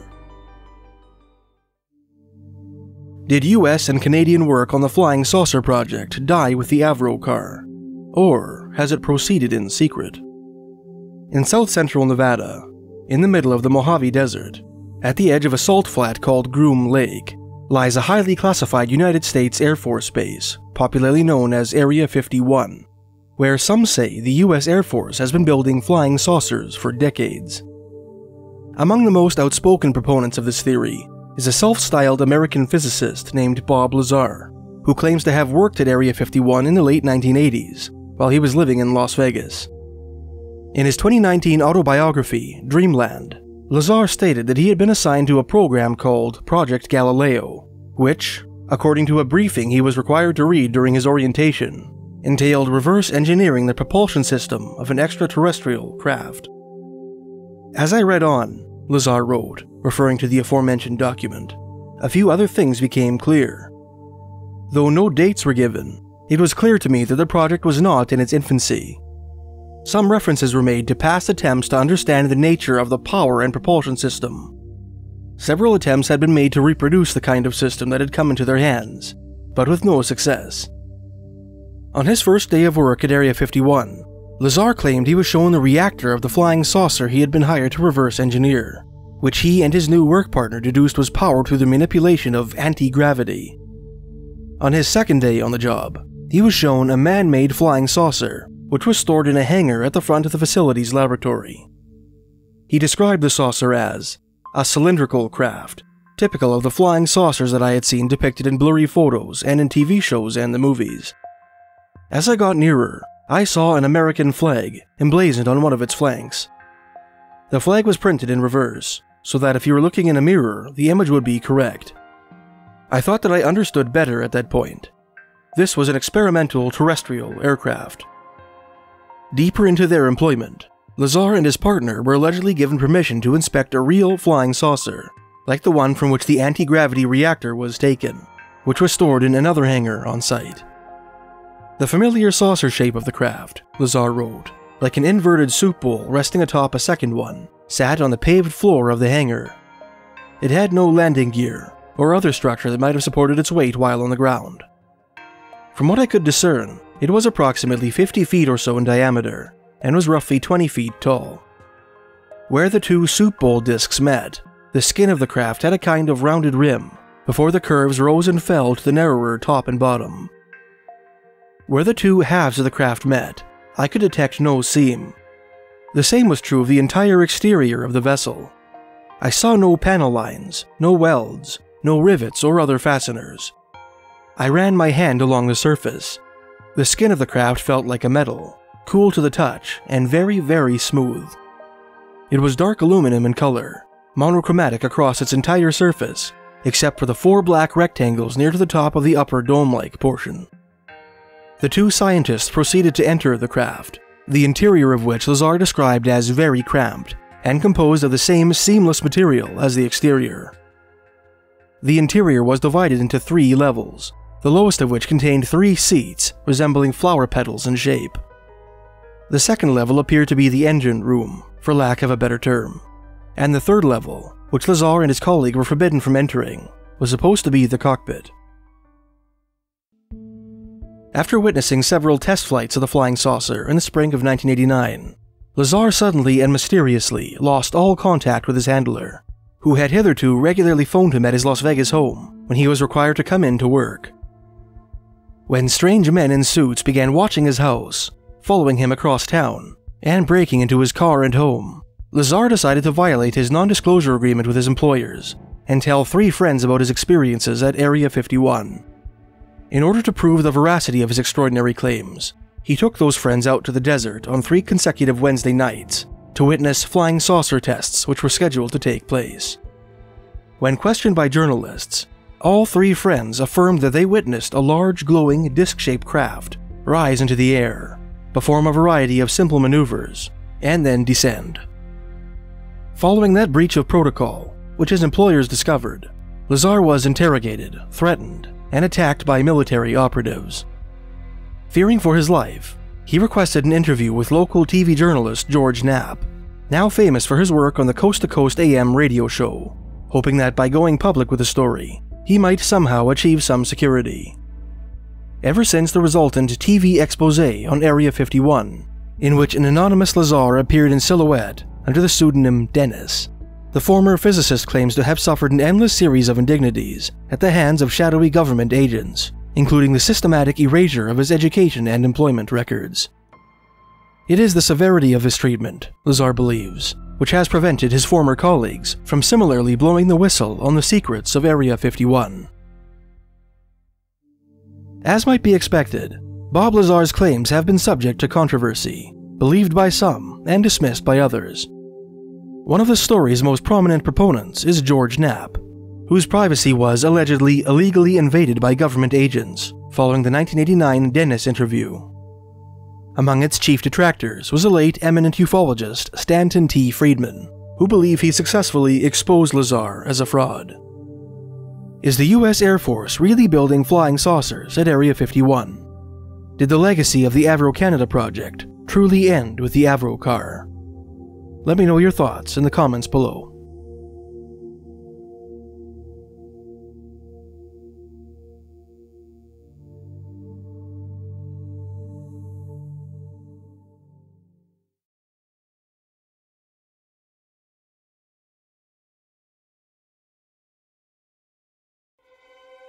In the autumn of 1957, a Japanese freighter called the Meitetsu Maru embarked on a routine voyage from Yokohama to Seattle. On November 2nd, at about 1 o'clock in the morning, between 30 to 70 miles southwest of Ucluelet, Vancouver Island, and due west of Washington's Cape Flattery, the ship's captain Ahuchi spotted a 10-man fishing boat engulfed in flames from bow to stern. According to an article in that day's issue of Victoria, BC's Sunday Times, the freighter, after encircling the boat in search of survivors for about 2.5 hours, radioed the US Coast Guard, which conducted a more thorough search and rescue operation in the water surrounding the vessel. Their efforts were supplemented by a flyover by 2 RCAF planes and 2 US Coast Guard aircraft, and by Canadian fishermen, who responded to a radio request for volunteers put out by the Canadian Department of Transport. Despite a rigorous 5-day scouring of over 6,100 square miles of ocean, throughout which excellent conditions prevailed, neither survivors nor drowning victims could be found. On the second day of the search, SAR personnel recovered the only stray wreckage from the craft the ocean would yield, a ruptured 75-gallon fuel tank with charred wooden fittings, which had a faint odor of the foreign fuel naphtha, and a homemade chopping block embedded with the scales of fish native to the Pacific Northwest. Bizarrely, in the wake of the discovery, neither Canadian nor American authorities received any inquiries that might have shed light on the identity of the mysterious vessel. No missing persons reports were made, no boats were reported overdue, and no relevant insurance claims were filed. To make matters even stranger, a string of letters painted on the side of the boat's hull, which the men of the Meitetsu Maru managed to write down before the vessel was consumed by flames, did not correspond with any registration numbers of US or Canadian fishing boats. In an article for the December 20th, 1957 issue of the Vancouver Sun, reporter Les Rimes proposed that the trawler was actually a Russian craft tasked with accompanying a Soviet submarine, which the Royal Canadian Navy had spotted off Vancouver Island. When the seamen gather along the waterfront, he wrote, you can hear the rumors of sinister intrigue. Here are two possible explanations. The mission was so hot, they were told to commit suicide immediately if there was a slip-up in plans. The fire was the slip-up. But the better explanation is that the job of the surface trawler was completed. The crew was picked up by the submarine, and the surface craft set afire to destroy the evidence. Fortean writer Curtis Fuller, in an article published in the July 1958 issue of the magazine Fate, tacitly suggested that more mysterious forces were at work on that strange November night. Writing, the Japanese captain said a white light was seen near the burning boat from afar, but moved away rapidly as a freighter approached. Journalist T.W. Patterson elaborated on this weird aerial phenomenon in an article for the January 23, 2009 issue of Nanaimo, BC's Harbor City Star, claiming that as Captain Ohuchi and his crew approached the burning craft, they saw a glowing, circular white light hovering over the inferno.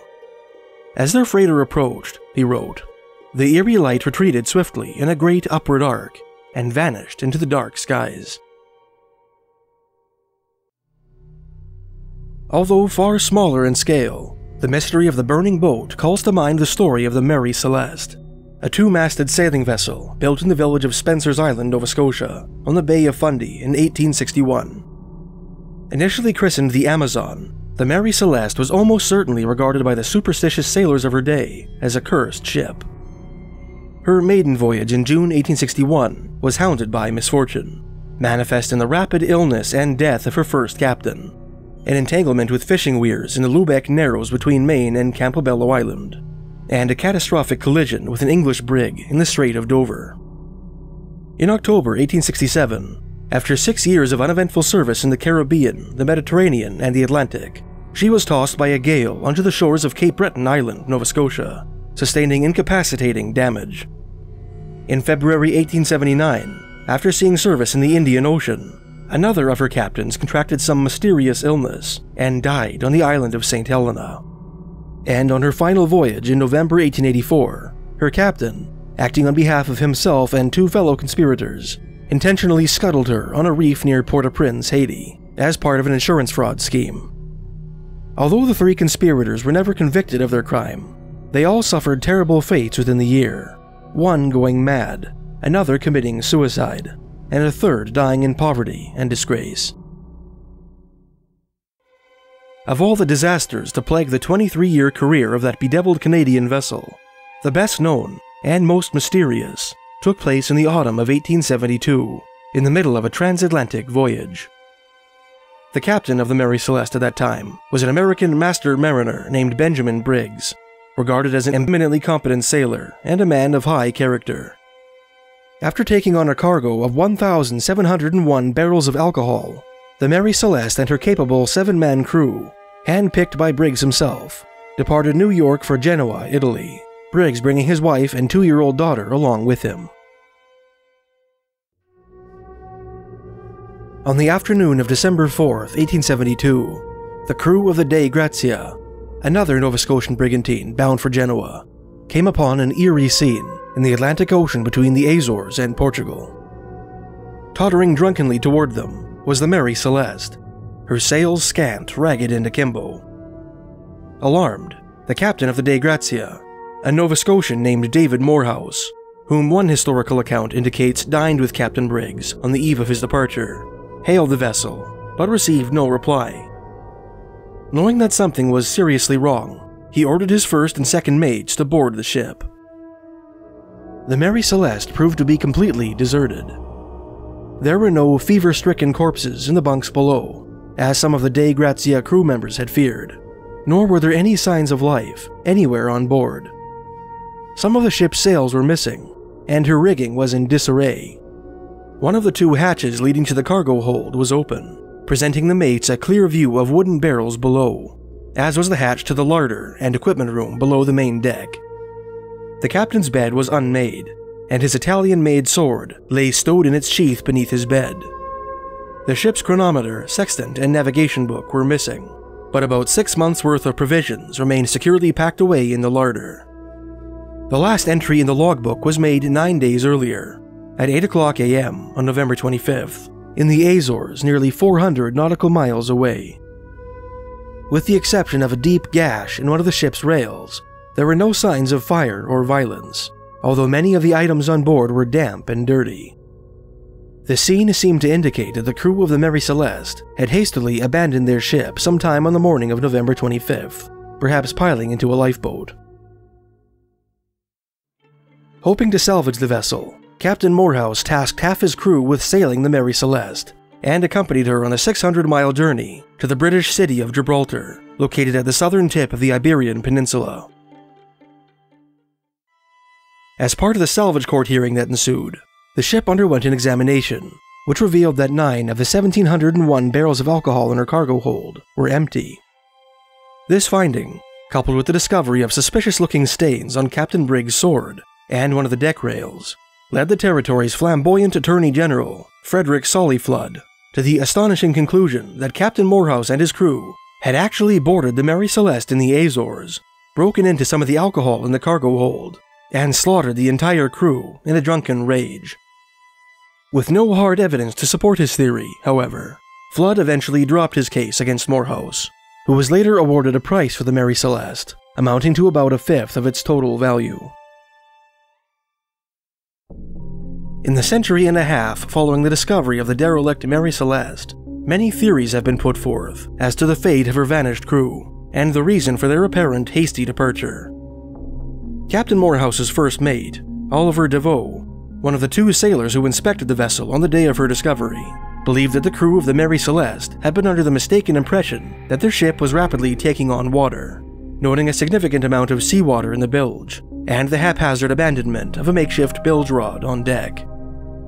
This theory, in turn, has led to speculation that the Mary Celeste was hit by a waterspout, a cyclonic column of water vapor which sometimes forms over the ocean, which has also been blamed for the mysterious phenomenon of raining fish and frogs.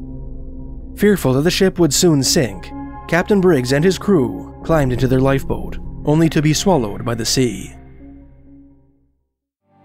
Another theory, which takes into account the 9 empty barrels of alcohol and the open condition of the hatch of the cargo hold, maintains that the missing ethanol had leaked from the barrels and evaporated, forming powerful fumes. Afraid that the explosive gas might combust, Briggs opened the cargo hatch to release the vaporized alcohol from the confined space, ushered his crew and family into the lifeboat, and trailed behind his ship, to which the lifeboat was perhaps tethered. While they were waiting for the fumes to dissipate, a sudden gust of wind filled the Mary Celeste's sails, launching her far ahead of the lifeboat. While rowing through rough waters in a desperate attempt to catch up with the fleeing ship, the smaller craft capsized and its occupants drowned. Other theories involve explosions, piracy, insurance fraud gone wrong, an attack by a giant squid, and the work of preternatural forces.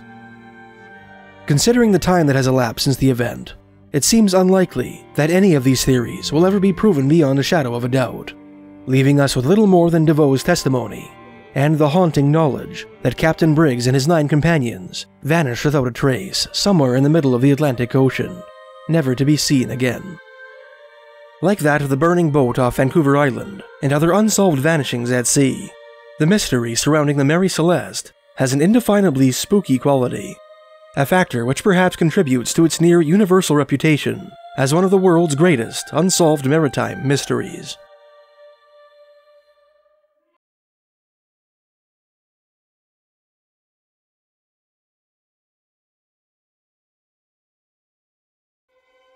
Since at least the 1980s, various surveys conducted on the subject have revealed the astonishing fact that roughly half of all Westerners, from the United States to Great Britain, believe they have been contacted at some point in their lives by the spirit of someone who has died. Whether in the form of an especially vivid dream, a disembodied voice, a full-blown apparition, or an unmistakable presence, these visitations from the great beyond often seem to be made for the purpose of rendering a service to those whom the spirit in question knew and loved in life. In this piece, we will examine 3 such stories unique to the Great White North, all of which appeared in the archives of the late great Fortean researcher Gary Mangiacopra, and in different issues of the magazine Fate. Enjoy. Our first and oldest story appeared in the June 1960 issue of Fate, written and submitted by Ona Lacey Hunter of Springfield, Missouri. Ona's story takes place in a rural area in southwestern Saskatchewan, near what is now the prairie ghost town of Rotilda, just west of the town of Cariboo. In 1916, Ona's father, John Bradley, owned a farm in the area, where he lived with his wife and their son, Grover. Ona herself was already married, and living with her husband on an adjoining farm. On January 16, 1916, John Bradley died suddenly from a heart attack. Since there was no undertaker nor mortuary within 40 miles, the Bradley family decided to bury John on his own property, and spend 3 days chiseling a grave from the frozen earth. While they labored in the dry, biting cold, of the kind which only a Saskatchewan winter can produce, John's corpse reposed in a casket in the living room, frozen solid. In an effort to preserve his body until its final earthly journey, the Bradleys had decided to turn the farmhouse into a makeshift morgue. They let the fire in their cast-iron stove gutter out, and temporarily moved in with the hunters next door, allowing the farmhouse to assume the frigid temperature of the surrounding prairie. The only part of the dwelling they kept from freezing was the basement cellar, which was stocked with canned fruit and winter vegetables. The cellar was heated by a small stove, which the Bradleys were obliged to feed every day. The first family member to stoke the cellar fire was Ona Hunter, who made a special trip to that frozen house of death while her brother toiled in the yard. With a matchbox in her hand and firewood in her arms, she walked past her father's coffin on her way to the cellar stairs.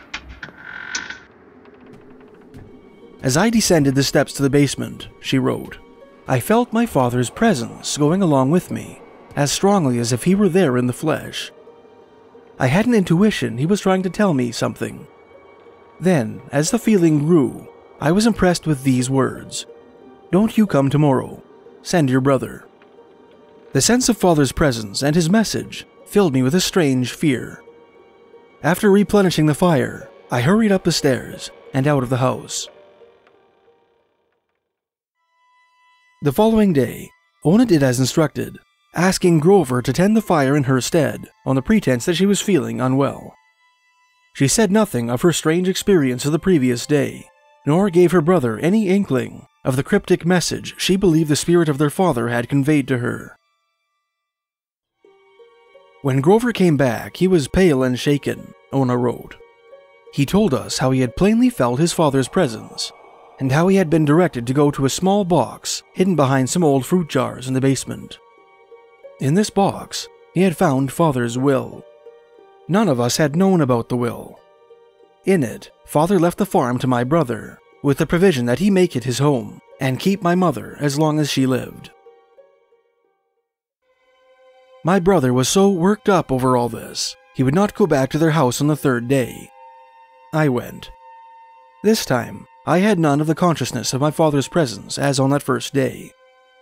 On my way out, I went into the living room and looked down at the peaceful face in the casket.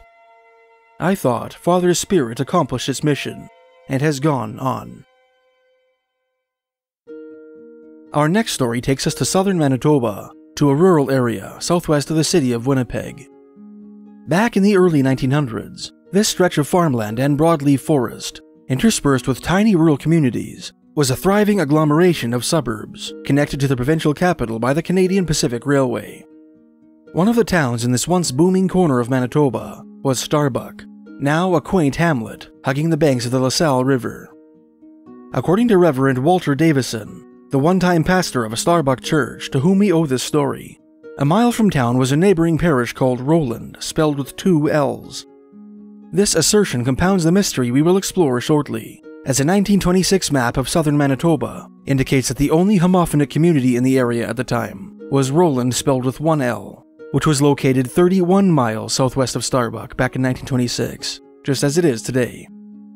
Davison, who told his story to Michael Bruce of Picton, Ontario, who, in turn, submitted the story for publication in the May 1960 issue of Fate, explained this geographical discrepancy by stating simply, the boundaries moved. Davison began his story by explaining that, back in 1920, his Starbuck congregation included a widow named Mrs. Parker and her 2 teenage daughters, Eileen and Mary, all 3 of whom he knew quite well. In the early 1920s, Davison was transferred to the parish in Roland, and naturally fell out of touch with the Parkers and other of his former Starbuck parishioners, as his new congregation demanded all of his time and energy, and as automobiles and telephones were luxuries which most Manitobans did not enjoy at the time.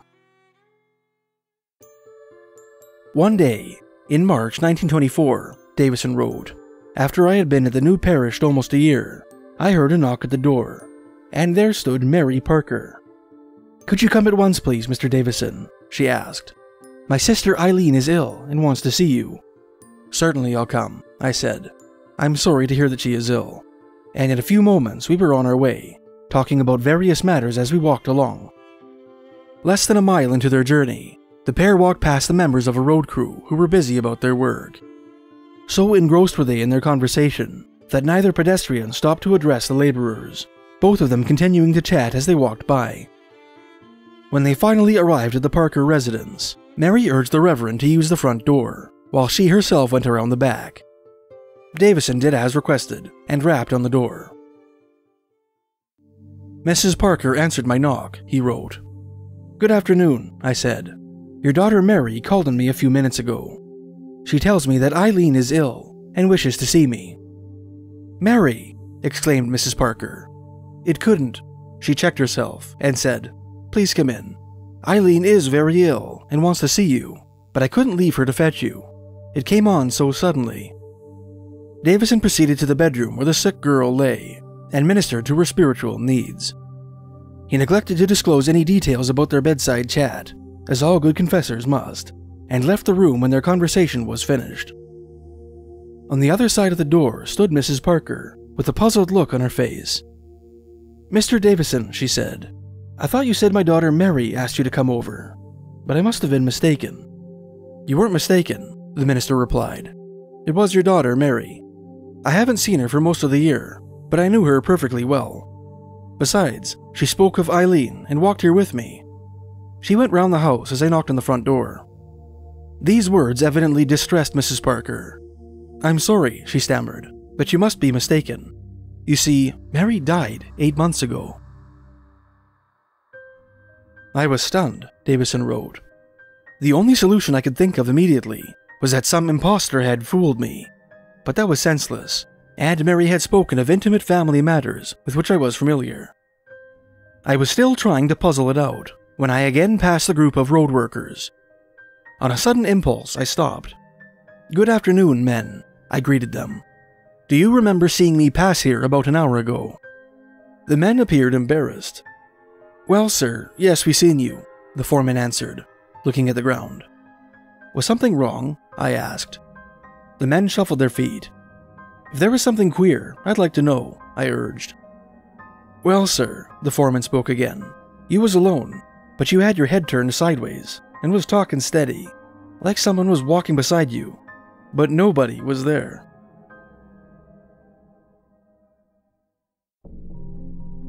Our third and final story was submitted by Richard W. Steinke of Winnipeg, Manitoba, and published in the November 1961 issue of Fate. Back in 1944, at the height of the Second World War, both Richard and his elder brother, Bill, were serving overseas in the Canadian Armed Forces. 19-year-old Richard, who had signed on with the Queen's Own Cameron Highlanders, saw furious action in Holland and Belgium, where he would be wounded 4 times in firefights with German infantry. 29-year-old Bill, on the other hand, served in Italy as a private, in the Princess Patricia's Canadian Light Infantry. Although Richard survived his tour and returned to his Manitoban hometown after the war, Bill was killed in action on December 21, 1944, and was buried in the Coriano Ridge War Cemetery in northeastern Italy. At the time of his brother's death, Richard did not believe in the possibility of an afterlife, gloomily suspecting that Bill's consciousness had been snuffed into oblivion in the Italian countryside, like those of so many other Canadian soldiers. He maintained that belief for 12 years, during which he dreamed very seldom of his lost brother. In his estimation, Bill haunted his nocturnal reveries no more than 3 times a year on average.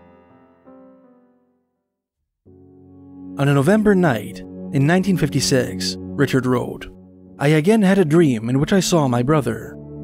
Suddenly I awoke and lay thinking about this dream, the first I had had in many months. I got to thinking that if survival was a fact, then perhaps my brother was close at hand and was attempting to communicate with me. With this thought in mind, I sat up in bed, supporting myself on my left elbow and forearm. Looking around the bedroom, I could see my wife and the familiar bedroom furniture in the faint light streaming in the window. Feeling somewhat foolish, I spoke out loud, saying, 'Bill, are you here?' Immediately, I had the sensation that some unseen person had taken a firm hold of my left wrist. It was an electrifying shock. Somehow, I managed to retain my presence of mind, and after a few seconds my wrist was released. Then I called out, 'Okay, Bill, now take hold of my other wrist.' Instantly, I felt the same pressure on my right wrist. Then I lay back down on my pillow, feeling a lofty happiness, such as I have never known before or since." The following Saturday, I described my experience to my sister, Mrs. D. Elsesser. After listening to my story, she asked me on which day it had taken place. I replied that it had been on Tuesday night. She then told me the story of a dream she had on Wednesday, the night after my experience. In my sister's dream, she met our brother Bill. She asked Bill to come home, and he replied, "I was home, Anne. Ask Richard. He will tell you that I was home." The very use of the name Richard is part of my proof of Bill's survival. My sister calls me Rick, as do all my associates. Only brother Bill always called me Richard. Have you ever been contacted by the spirit of a loved one? If you feel like sharing your experience, please feel free to write about it in the comments below.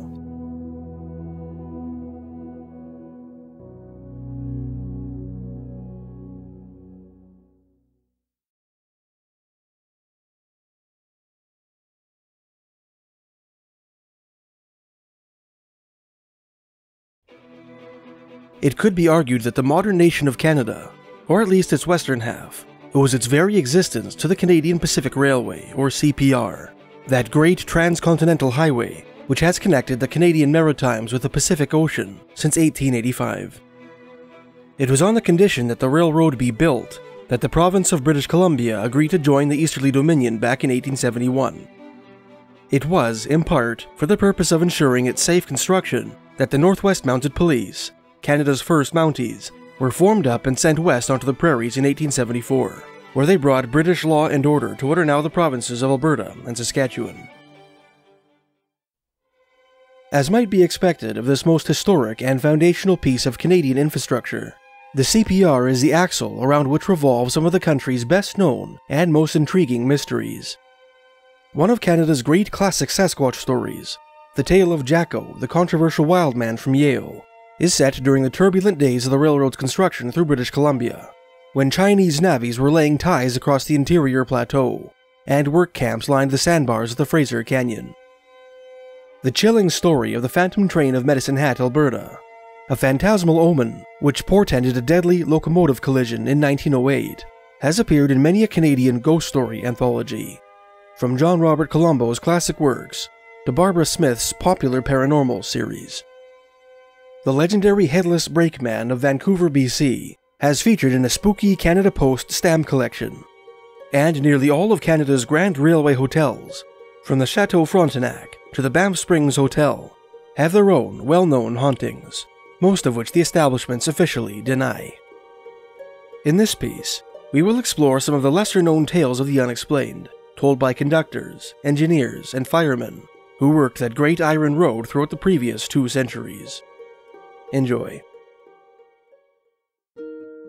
3 remarkable tales of CPR mystery appeared in the July 1962 issue of the magazine Fate, in an article written by Julie C. Crawford. Julie learned these stories from her father, Matthew Fulton Crawford, a senior locomotive engineer who worked for the Canadian Pacific Railway. According to Julie, Matthew Crawford, prior to his death in 1954 at the age of 92, was the last living person to have been present at the driving of the CPR's famous Last Spike on November 7, 1885, at Craigalackie, BC. The men who pioneered the Canadian Pacific Railway through British Columbia, Julie began, had many hair-breadth escapes from sudden death, and most of them attributed their survival to warnings of one kind or another they had received. Wherever a group of railwaymen gathered, sooner or later, the conversation turned to this subject, and around some of these true warnings have grown up legends that persist to this day. Matthew Crawford received his first psychic warning while he was a young man, during a routine trip from the newly incorporated city of Kamloops to the community of North Bend in the Fraser Canyon. It was in the spring of 1895, Julie wrote, not far from the spot where the Thompson River empties into the mighty Fraser.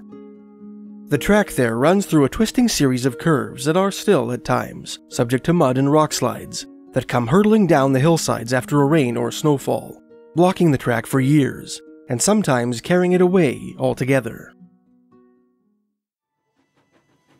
Matthew's experience took place on a dark and rainy night, when the locomotive headlight only dimly pierced the heavy precipitation that was quickly transforming the Thompson and Fraser canyons into a muddy morass. With the darkness having thrown its heavy shroud over the spectacular scenery which that stretch of railroad afforded trainmen in the daytime, Matthew's mind began to wander.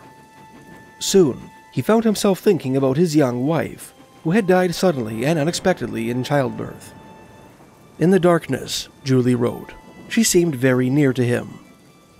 As he reminisced, Matthew was suddenly struck by the uneasy feeling that the pouring rain which so hampered his visibility would trigger a rock slide that night, somewhere in the Thompson or Fraser canyons. He said as much to the inexperienced fireman who sat in the opposite seat, sipping tea. The younger man tried to allay his fear, assuring him that the watchman on duty that night, a competent railroad veteran called Old Honey, would be extra vigilant in such nasty weather.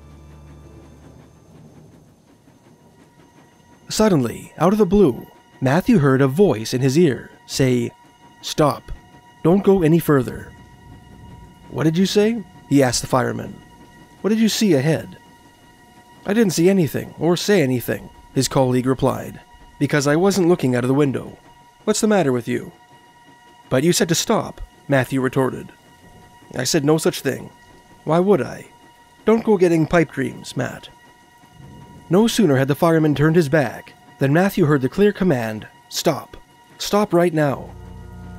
Matthew stared at the fireman, who was preparing to refuel the firebox, apparently unaware of the startling injunctions that were causing his partner so much consternation. He then leaned out the window, but could only see a few feet ahead on account of the rain and the darkness. As he hesitated, the same strange voice barked, "Stop." This time, Matthew obeyed and cranked the brake lever. "Well, what do you think you're doing?" the fireman asked. "They aren't going to like this back on the tail." "I'm stopping the train," Matthew replied quietly, "and I don't care whether they like it or not. Someone, or something, told me to stop, and I'm doing just that, till I find out what's ahead." As Matthew, torch in hand, made to exit the train, he was accosted on the gangway by the conductor and the brakeman, who seemed intent on giving him a thorough dressing down. When he explained the reason for his action, the conductor nodded soberly and volunteered to accompany him on foot to see if anything unusual lay up ahead on the tracks. When the young fireman scoffed at this display of superstition, the conductor gave him a sharp look and snapped, "You're still pretty green about these things, ain't you? After a while you'll learn, maybe. If you don't, you'll be no use on a railroad." With that, Matthew and the conductor stepped into the mud. After trudging about 100 yards up the tracks, the two men stopped and motioned for the fireman and brakeman, who watched derisively from the train, to join them. "My God," the fireman whispered as he approached the two veterans. "Look at that." "Yes, you should thank God," Matthew replied. "For certainly, but for that warning, we'd be in the Fraser now." Just up ahead, a huge rock slide had swept the track and the embankment on which it rested, 100 feet below into the Fraser River. "Let this be a warning to you, my lad," the conductor told the brakeman sternly. "When a seasoned railroader like Matt says he has a hunch to stop, he has a hunch. See you never forget what you've learned tonight, if you want to be a railroader." Matthew Crawford's next strange experience took place about a year later, in the spring of 1896, on a night much like the aforementioned. This time, his train was eastbound, destined for Kamloops. His fireman on this trip was his brother-in-law, John Jack Ladner. Although naturally a cheerful and carefree soul, Jack had an uneasy feeling about this particular journey, confidentially remarking several times to his brother-in-law that he would be glad to get home in one piece that night. Matthew and Jack were drinking tea in the cab while the train skirted the shores of Kamloops Lake, a winding stretch of track typified by sharp curves and short tunnels. When they reached a bend in the road, a short distance from the Cherry Creek Tunnel, roughly halfway down the lake, the cab gong began to ring. This gong was connected to the caboose by a long cord which ran across the top of the train, and was designed to ring automatically at both ends whenever the train broke apart, which happened with casual frequency in those days of handbrakes, alerting both the conductor and the engineer. Baffled as to how the train could have broken apart at that relatively flat grade, Matthew nonetheless seized the throttle and slowed the engine to a stop. No sooner had the gong stopped ringing than Matthew and Jack were approached by conductor Sam Jones, who wanted to know the reason for their unscheduled pit stop. Jack, his gloomy foreboding apparently forgotten, facetiously asked Jones whether he and the brakeman had been arguing about the upcoming federal election, the candidates being Wilfrid Laurier for the Liberals and Charles Tupper for the Conservatives, and had pulled the cord in their agitation. On the contrary, the conductor and his colleague had been cooking breakfast, doing their best to watch their language in the company of Father Jean-Marie Raphael Lejeune, a French Catholic priest who served as the superior of the St. Louis mission in Kamloops, whom they had picked up earlier in their journey. Neither of them had pulled the cord, and Jones had seen no sign of a break on his way up to the cab. Suspecting that the cord had been pulled by a hobo hiding somewhere on the train, the crew made a quick search of all the places where train hoppers typically rode, but were unable to find any trace of an unpaying passenger. Having exhausted all rational explanations, the crew proceeded on toward the Cherry Creek Tunnel. But no sooner had the train begun to drift around the long curve, Julie Road, than the gong rang again, loud and insistent. At the same time, Jack, who had his head out of the window, drew it in to shout, "My God, Matt, the mouth of the tunnel is blocked with a slide. Shut her off and jump for your life. Quick, before we hit." In less time than it takes to tell, both men had jumped through the cab windows, since there was no time to seek the usual way out of the stricken engine, as she mounted the huge rock pile and lay there a broken thing, panting out great clouds of steam in the dawn air. Matthew Crawford landed on the sandy slope of the lakeshore, on which he broke his wrist, struck his head, and was knocked unconscious. Jack Ladner, on the other hand, hurled himself onto a pile of rocks, on which he injured his back severely. The rest of the crew was mercifully unhurt, and quickly tended to their injured colleagues. Father Lejeune, also unscathed, volunteered to walk to the Cherry Creek station and inform the operator of the obstacle. If the gong had not rang, and Dad had not stopped the train just before the accident, Julie wrote, both of them would have been killed, for the train would have plowed into the rock pile, going at full speed.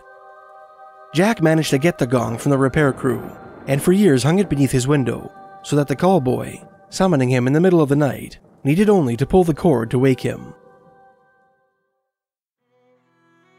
Julie's third and final story is set in January 1904, when both her father and her Uncle Jack were working out of the city of Revelstoke, British Columbia, on an alpine route which stretched from that city to Laggan, Alberta, the site of present-day Lake Louise. This mountain passage was both beautiful and dangerous, consisting of a series of switchbacks that wound through both the Albertan Rockies and BC's Columbia Ranges. In order to traverse this treacherous trail, locomotives required the assistance of an auxiliary engine, or pusher. Although the pusher job was monotonous, it paid well, and so Jack Ladner, whose preacher father was given to open-handed generosity, opted to work exclusively in the auxiliary engines in order to allow his mother some extra luxuries. Matthew Crawford had spent the evening of January 21st, 1904, with his wife's family, the Ladners, in Revelstoke. Cognizant that he had to return to work early the next morning, he kept his visit short. When the time came for him to say goodnight, Mrs. Ladner gave him a pair of hand-knit warm wristers and asked him to give them to her son Jack if he managed to see him at Laggan or at the station in Field, BC, at the summit of the route. All the way east the next day, Julie wrote, Dad was glad his mother-in-law could not see the mountains as they looked in the intense cold. Menacing, implacable. The track was in fair condition, for the big rotary plow had preceded the passenger train, and he was right on time when he pulled into Field Station at the summit at 6 o'clock. Sure enough, Jack Ladner was present at the Field Station at the time of Matthew's arrival, and watched his train crawl into the station. No sooner had the locomotive come to a stop than Jack swung into the cab to give his brother-in-law a hearty hello. After exchanging news, Matthew gave Jack the wrist warmers his mother had knitted for him, and showed him a new pocket watch he had purchased, of which he was very proud. The case isn't much, he said, but it's 21 jeweled, the best works I could afford, and guaranteed to keep perfect time. After chatting for some time, the two men parted ways, Matthew to continue his journey to Laggan, and Jack bound for Revelstoke with a load of heavy freight. Jack, be extra careful going down the hill, Matthew cautioned. It's a bad night, and if you've got a heavy train, you may have some trouble. It's slippery now, and the track's getting worse all the time. Hold her tight. Thanks, Matt, Jack replied. You're always looking out for me, but I've gone down the hill in a lot of blizzards this winter. I'm getting used to it. Besides, if the train starts to run away, there's always the safety switches. Nothing could happen once the train got in them. I'll be all right. But if I don't get there, I'll find a way to let you know. This last remark was a reference to Jack's oft-repeated insistence that, if he ever met a sticky end on the railroad, as he strongly supposed he would do everything in his ghostly power to let Matthew know about it. Matthew's journey to Laggan was uneventful. When his work was complete, he headed to the station boarding house for a hot meal and an evening of banter and camaraderie with his fellow trainmen. In the midst of the after-dinner conversation, Matthew, eager to show off his new pocket watch, drew his timepiece from his pocket and showed it to the men with whom he was chatting, saying casually, "It's not much to look at because I didn't splurge on the case, but it keeps perfect." Rather than displaying the correct time, however, the watch was stopped at 7:56. While the trainman jokingly disparaged the jeweler who had sold him the watch, Matthew attempted to move the hands ahead to the correct time. Bizarrely, they refused to budge, glued resolutely to 7:56. Suddenly, Matthew was struck by a hideous hunch. Pushing back his chair, he shrugged into his coat and set out for the station, ignoring the laughs and jeers of his fellow trainmen as he headed into the cold. Halfway to the station, he ran into the operator, who had just searched for him at the bunkhouse. With a heavy heart, the operator informed him that Jack's train had ran off the rails, having broken through 2 safety switches. It broke its descent by slamming head-on into a huge rock. Rescuers on the scene had yet to find any sign of Jack or his firemen.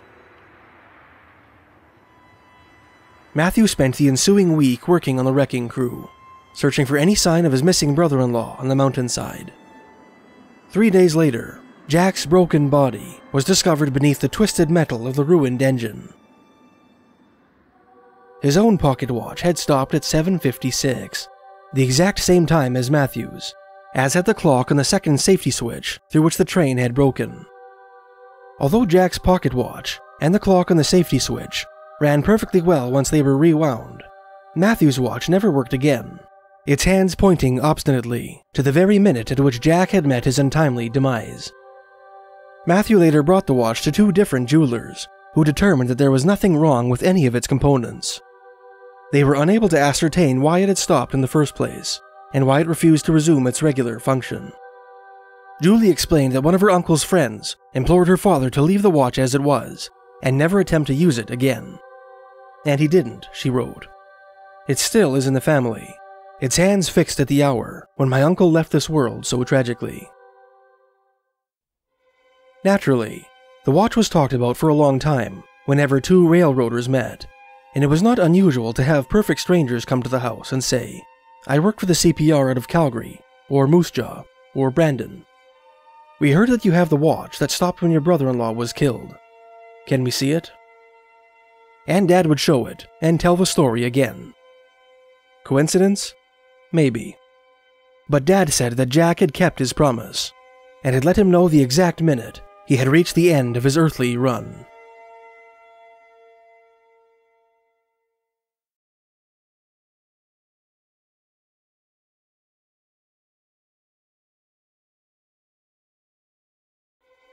The December 1962 issue of the magazine Fate, one of the many editions of the publication, which can be found in the archives of the late great Fortean researcher Gary Mangiacopra, contains a fascinating article written by Gus Cazzola of Union City, New Jersey. In this piece, Cazzola describes a strange phenomenon unique to his in-laws, the DeStefano family, who hailed from the New Jersey town of West New York. Cazzola was introduced to this weird familial quirk on March 17, 1958, when he and his wife's family were gathered around the DeStefano television set. Suddenly, at 4:00 p.m., Cazzola wrote, a brief flash cut through the crowded room. I blinked frantically to regain my sight. The television was black. Obviously a tube had blown. My in-laws, however, didn't take it so lightly. My father-in-law turned a ghoulish white and abruptly left the room. The kids gaped in horror at the set and ran outside. Even my wife gripped my arm a little harder. "What's going on?" I asked innocently.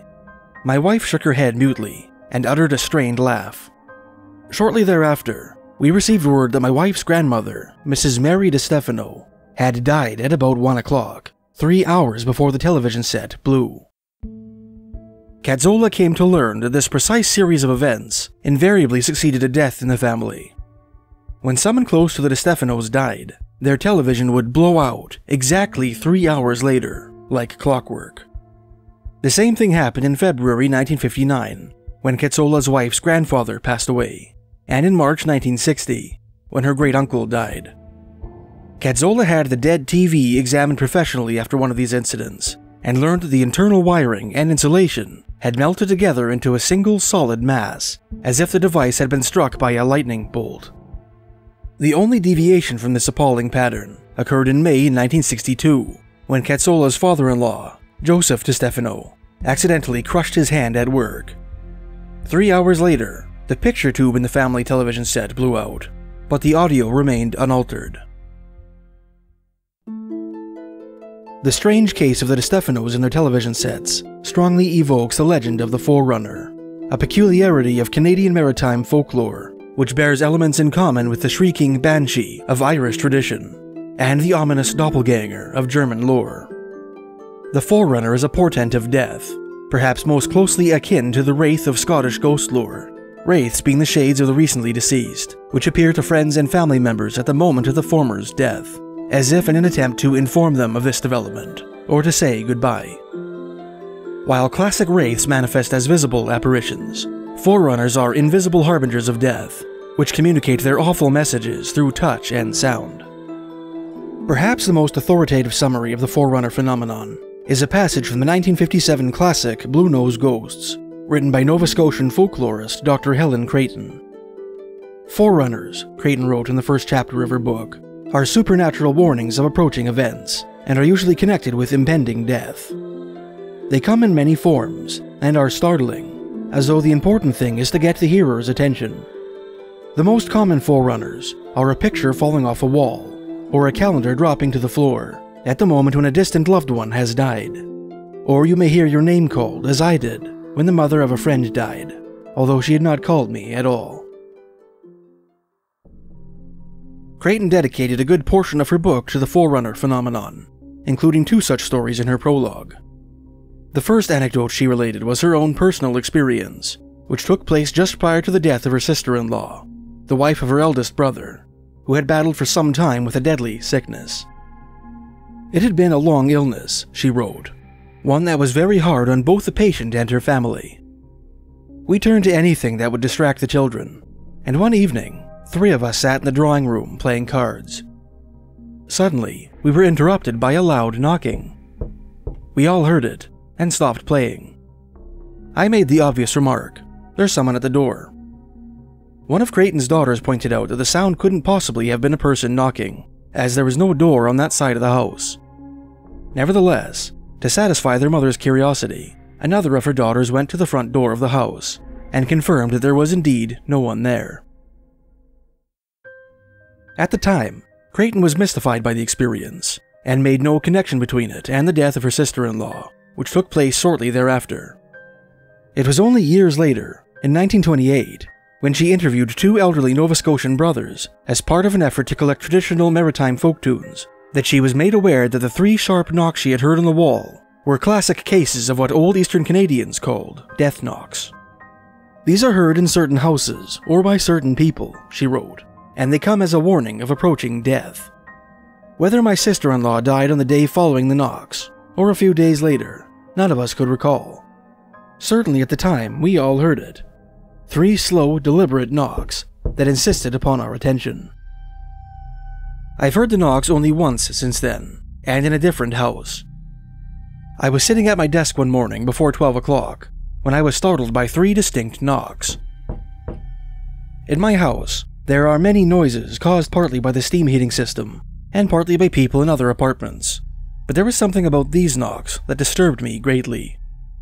Alarmed, Creighton asked her neighbor, who lived in the adjoining bedroom, whether she had also heard the knocks, but the neighbor hadn't heard a thing. Fearing the worst, Creighton drove to the home of a friend whom she had seen earlier that day, who was suffering from a mild illness, but determined that her friend was fine. Later that day, after she had returned to her own apartment, she received a phone call informing her that the husband of a close friend had died in a car accident, around the same time she had heard the knocks. When his wife was asked whom she would like to have with her, Creighton wrote, she had asked for me. Knowing that she would want me, and all 3 of us being very close, I suppose he had been trying to get through to me. Not confined to the traditions of Nova Scotia, the story of the death knock is also a staple of Prince Edward Island folklore. Prince Edward Island, or PEI, being Canada's smallest province, nestled in the Gulf of St. Lawrence, just north of Nova Scotia. Folklorist Sterling Ramsay included one such story in his 1973 book, Folklore, Prince Edward Island. Island people in years gone by, Ramsay wrote in his introduction to the subject, were rather firm believers in forerunners, in supernatural warnings of one kind or another of impending death, or some event that lay ahead in the future. Many people who disclaimed all belief in the supernatural openly admitted to at least one time or another being confronted with a forerunner in one of its many forms. 2 of the most common are the hearing of one's name being called at the time of another's death, and 3 mysterious knocks at the door, when apparently there was no one else around that could have done the knocking. Both of these are found in this one experience, a rather unusual occurrence. Ramsay proceeded to relate the account of a woman from Ellerslie, a rural community located up west, as islanders refer to the wilder western half of their island province. In the summer of 1967, the storyteller and her family moved into a farmhouse at Ellerslie. Shortly after their relocation, her widowed mother came to spend a few weeks with them, as was her summer custom. Although she was 72 years old, her mother was healthy and active, and prided herself on never having been sick a day in her life. It was late one night, on the 2nd week she was with us, the storyteller said, that she came to my bedroom to ask if I had knocked on her door. She had heard 3 knocks, but when she went to the door and looked into the hall, there was nobody to be seen. The next morning, we discovered that no one had been near her room, and she had been the only one to hear the knocking. We were certain that she had imagined the whole thing, but 3 nights later, it happened again. This time, I also heard what sounded like 3 knocks coming from down the hall. Again, we could not discover who or what was responsible. The following week, my mother went home, and I completely forgot what had gone on during her visit. On the first evening after Mother left, I decided to retire early. But sometime during the night, I was awakened by what sounded like a woman's voice. The more I listened, the more it sounded like the voice of my mother calling my name.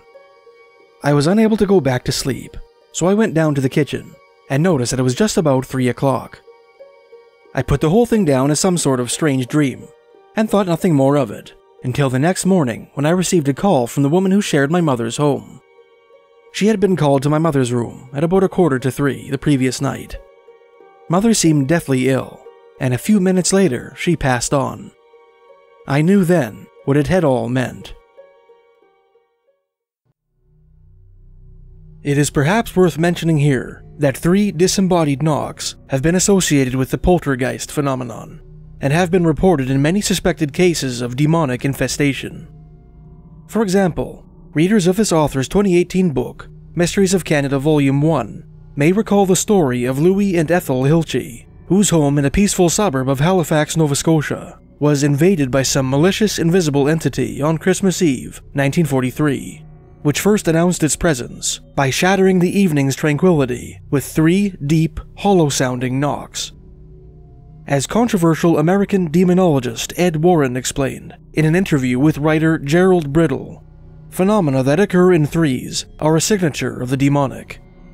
Often, the very first thing to happen in a case of infestation is that there will be 3 knocks at the door. There won't be anybody there, of course, at least nobody visible. 3 is used as a signal. 3 is purposely used as an insult to mock the Trinity. One rare sort of Forerunner, evoking the death knock phenomenon, was described by one Venona Houtmacher in her article in the June 1961 issue of Fate.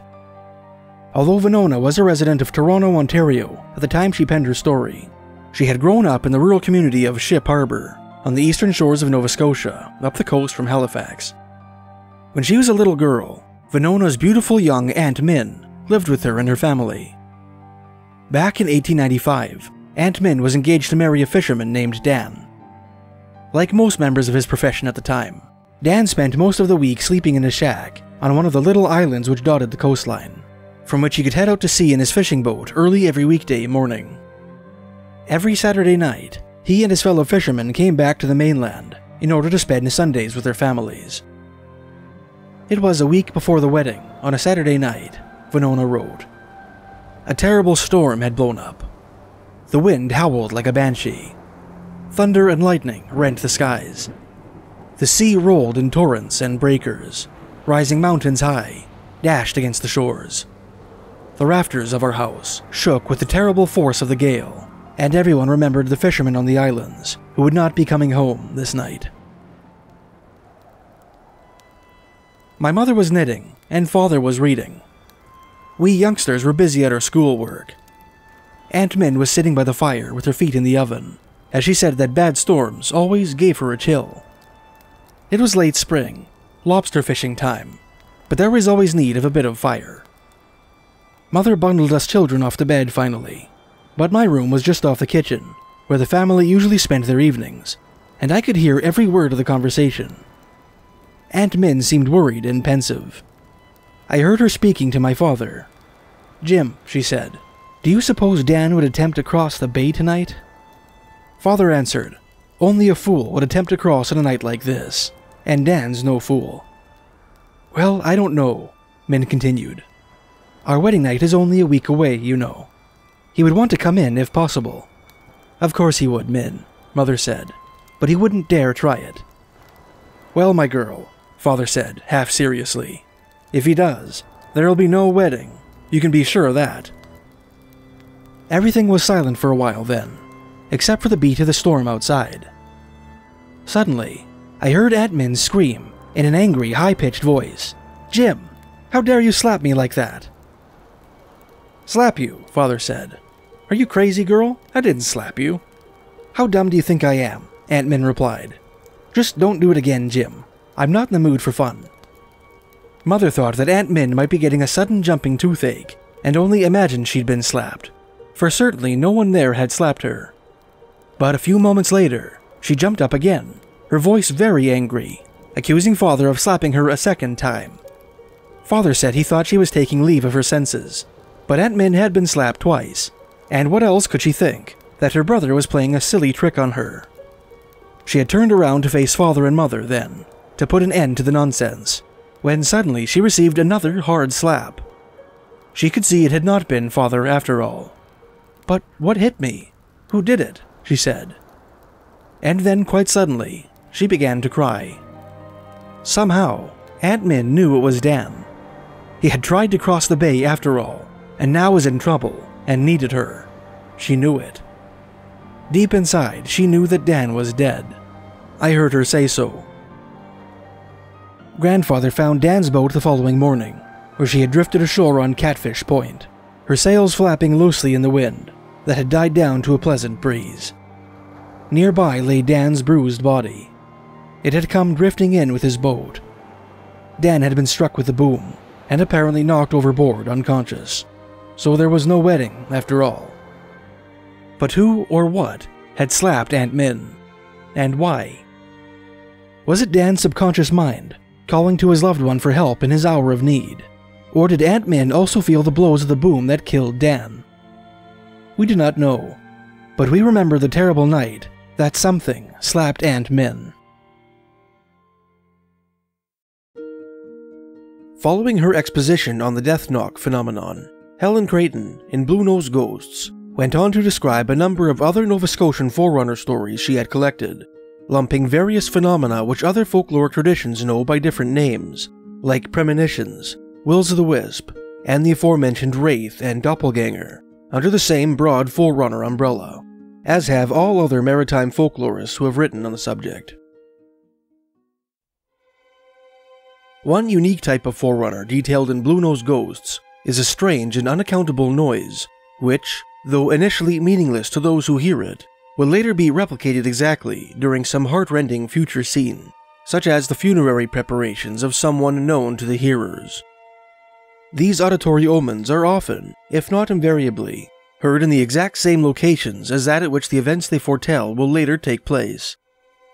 Like the doppelganger phenomenon, they almost inspire the impression that they are the cryptic attempts of some paranormal force to warn the residents of a certain area of an impending tragedy, or to prepare them for some future emotional trauma. Alternatively, proponents of the stone tape theory, the idea that emotionally charged events can be indelibly seared into particular locations and replayed to hapless passersby like ghostly tape recordings, might argue that these oral auguries are the imperishable byproducts of powerful emotions, which are bound to the places at which they were experienced, and which somehow transcend the temporal dimension. A third explanation for this strange phenomenon was proposed by folklorist Mary L. Fraser in her 1932 book, Folklore of Nova Scotia. There is a persistent tradition, Fraser wrote, that the spirits of the living rehearse the making of coffins, the funeral preparations, even the funeral processions. Those who have the second sight see these things. Those who have not very often hear what is going on, although they cannot see them. The second sight to which Fraser referred is an Anglo-Celtic term, borrowed from the British Isles, denoting the gift of clairvoyance, and a sensitivity to preternatural phenomena. Some of those who have written on the subject have proposed that Forerunner stories are so prevalent in Atlantic Canada because, with the exception of the native Mi'kmaq, the descendants of old Acadian settlers, the progeny of German immigrants, and the descendants of black loyalists, most of the region is populated by people of Scottish, Irish, and English stock, those ethnicities supposedly having a higher incidence of that mysterious characteristic. Blue Nose Ghosts contains two tales of auditory forerunners, which Helen Creighton heard firsthand. Both of these stories are set in the town of Clark's Harbor, on Cape Sable Island, a bleak, windswept isle, which lies just off the province's southern tip. One of these stories was told by a widow who had spent her whole life in that seaside settlement. When she was a girl, this woman's father spent the winters fishing at sea. In order to keep her mother company, one of her female cousins often moved into their house for the season and slept in her mother's bed at night. One night, the widow told Creighton, at 12 o'clock, something woke them up, and at first, neither of them spoke. Finally, my cousin said, "Aunt Isabel, do you hear anything?" She said yes, she did. It was a frosty night, and what they heard was a rumbling coming down the road. Rumble, rumble, rumble, rumble, rumble. It rumbled by the house like a wagon was going over a frosty road. They were frozen in bed because it seemed to be coming straight towards our house, and that's what it did. It came rumbling around the house and stopped by the front door. They clung together in terror. Then they heard a knock, like somebody pounding on something that was frozen. Then it sounded like something being thrown away. By and by it started again, and turned around and rumbled back over the road, until the sound was lost in the distance. They couldn't figure it out, because they knew the sound of every wagon and who owned it, and who would that be driving up the road, and turning off and stopping at their very door. Terrified, the storyteller's mother and cousin together roused their neighbor, Maurice Nickerson, and informed him of the strange sounds they had heard. Lantern in hand, Nickerson examined the road outside the house, but could find no evidence of wagon tracks in the snow. He then condescended to spend the night in the lady's house, in order to keep them company, and nobly stood sentry until dawn. These women were terrified that the strange commotion was a forerunner, heralding the death of the man of the house, whom they presumed had drowned at sea. Ma cried and took on something awful, the storyteller said. But the forerunner wasn't for my father. It was for one of the little boys who had taken sick, and in a week was dead from diphtheria. The day he was buried was frosty and cold, just as it had been that night. He had been prepared in the house for burial. Then the hearse started up the road for the funeral, and it made exactly the same noise they had heard. All the people in the house could hear it coming over the frosty ground, and it came rumbling up the frozen road, and rumbled right up to the house. Then it stopped before the door, just the way they had heard it. Ma and my aunt couldn't speak. They were listening for the next thing to happen. The hearse had a door at the back with a lock, and the undertaker couldn't get the lock open, so he picked up a rock and hid it.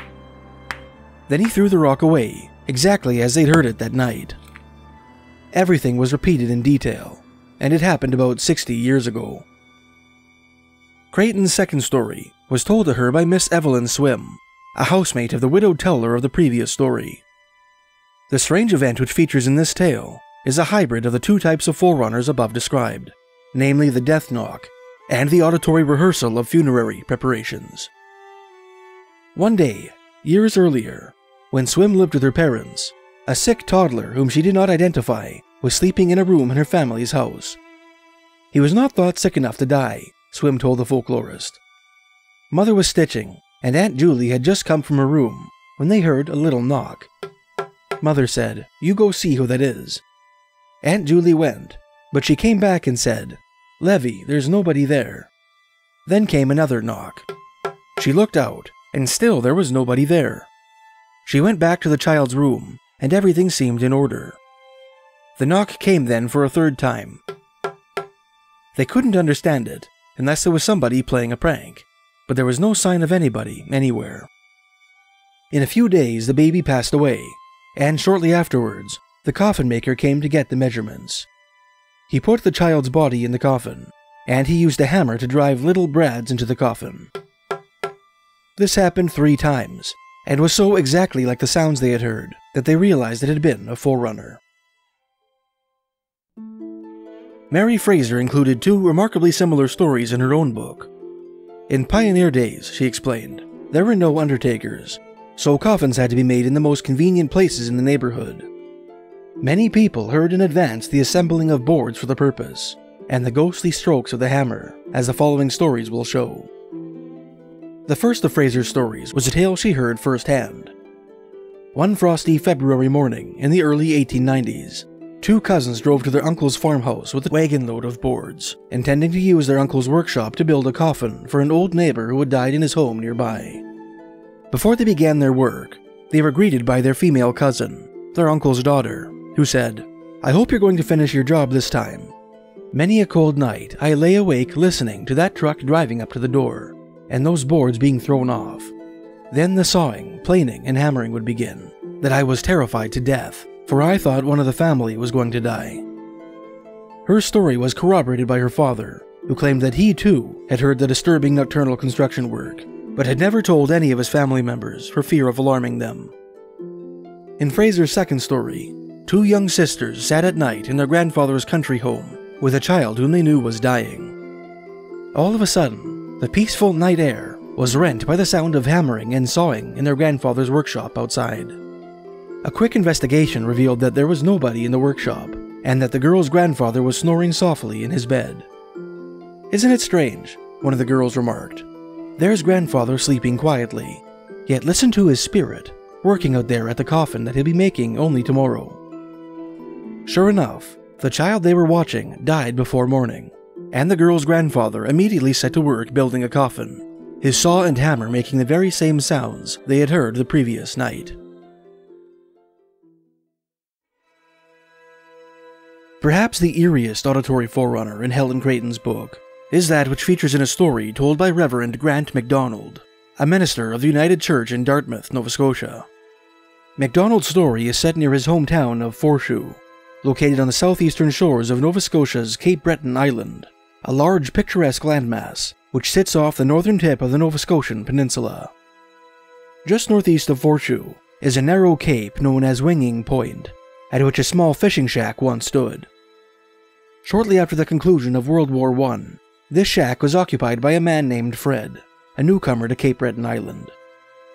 According to Reverend MacDonald, Fred frequently came to the neighboring village of Gabaris with bloodshot eyes and threadbare nerves, claiming that he could not sleep in his shack on account of hideous shrieks he heard at night on the ocean air.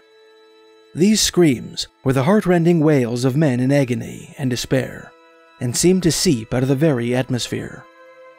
His stories were not taken too seriously, Creighton wrote, because he was an outsider, and little was known of his background. But people encouraged him, because he would be almost beside himself as he talked, and they were greatly entertained. Finally, he could take it no longer, and he moved away, and nobody knew what became of him. 5 years later, in the spring of 1924, a Canadian fishing trawler called the Mikado foundered off the shores of Winging Point. The sea was too rough for any of the crew to be rescued, Creighton wrote, and the people on shore looked helplessly on, as sailors and all dropped one by one from the masts to which they had been clinging, shrieking with despair. It was thought some may even have gone insane before they finally lost hold. The fishing shack had been unoccupied for 5 years, ever since Fred had left it. Now it was opened up, and as soon as weather permitted, the bodies were brought in and placed upon the floor. As they were going about their sorry business, the men recalled the sounds that Fred had reported. Ever since then, the people round about concluded that he had heard the forerunner of this event. Another account of this sort of forerunner appears in Sterling Ramsay's book. This tale was told by Islander Jack Murchison and is set in the hamlet of Murray Harbour at the southeastern end of Prince Edward Island. According to the story, one cold winter night, sometime in the 1940s, Jack took his mother on his one-horse sleigh to the home of a neighbor, Angus Matheson, where local ladies were gathering for a Women's Institute meeting. Jack's father, Charlie Murchison, opted to stay home at the farmhouse, pleading indisposition. At about 10 o'clock, Charlie heard Jack's horse violently launch himself over a snowbank in front of the house and crash down soundly on the other side. Believing that his son and wife had returned home, Charlie went to the door and shouted, "Is that you, Jack?" There was no reply. Fearing that some accident may have taken place on the road, and that Jack's horse had returned without him and his mother, Charlie put on his winter clothes and trudged through the snow to the barn. The horse he had heard was nowhere to be seen. Even more curiously, there were no tracks of a horse or sleigh near the snowbank where he had heard the commotion.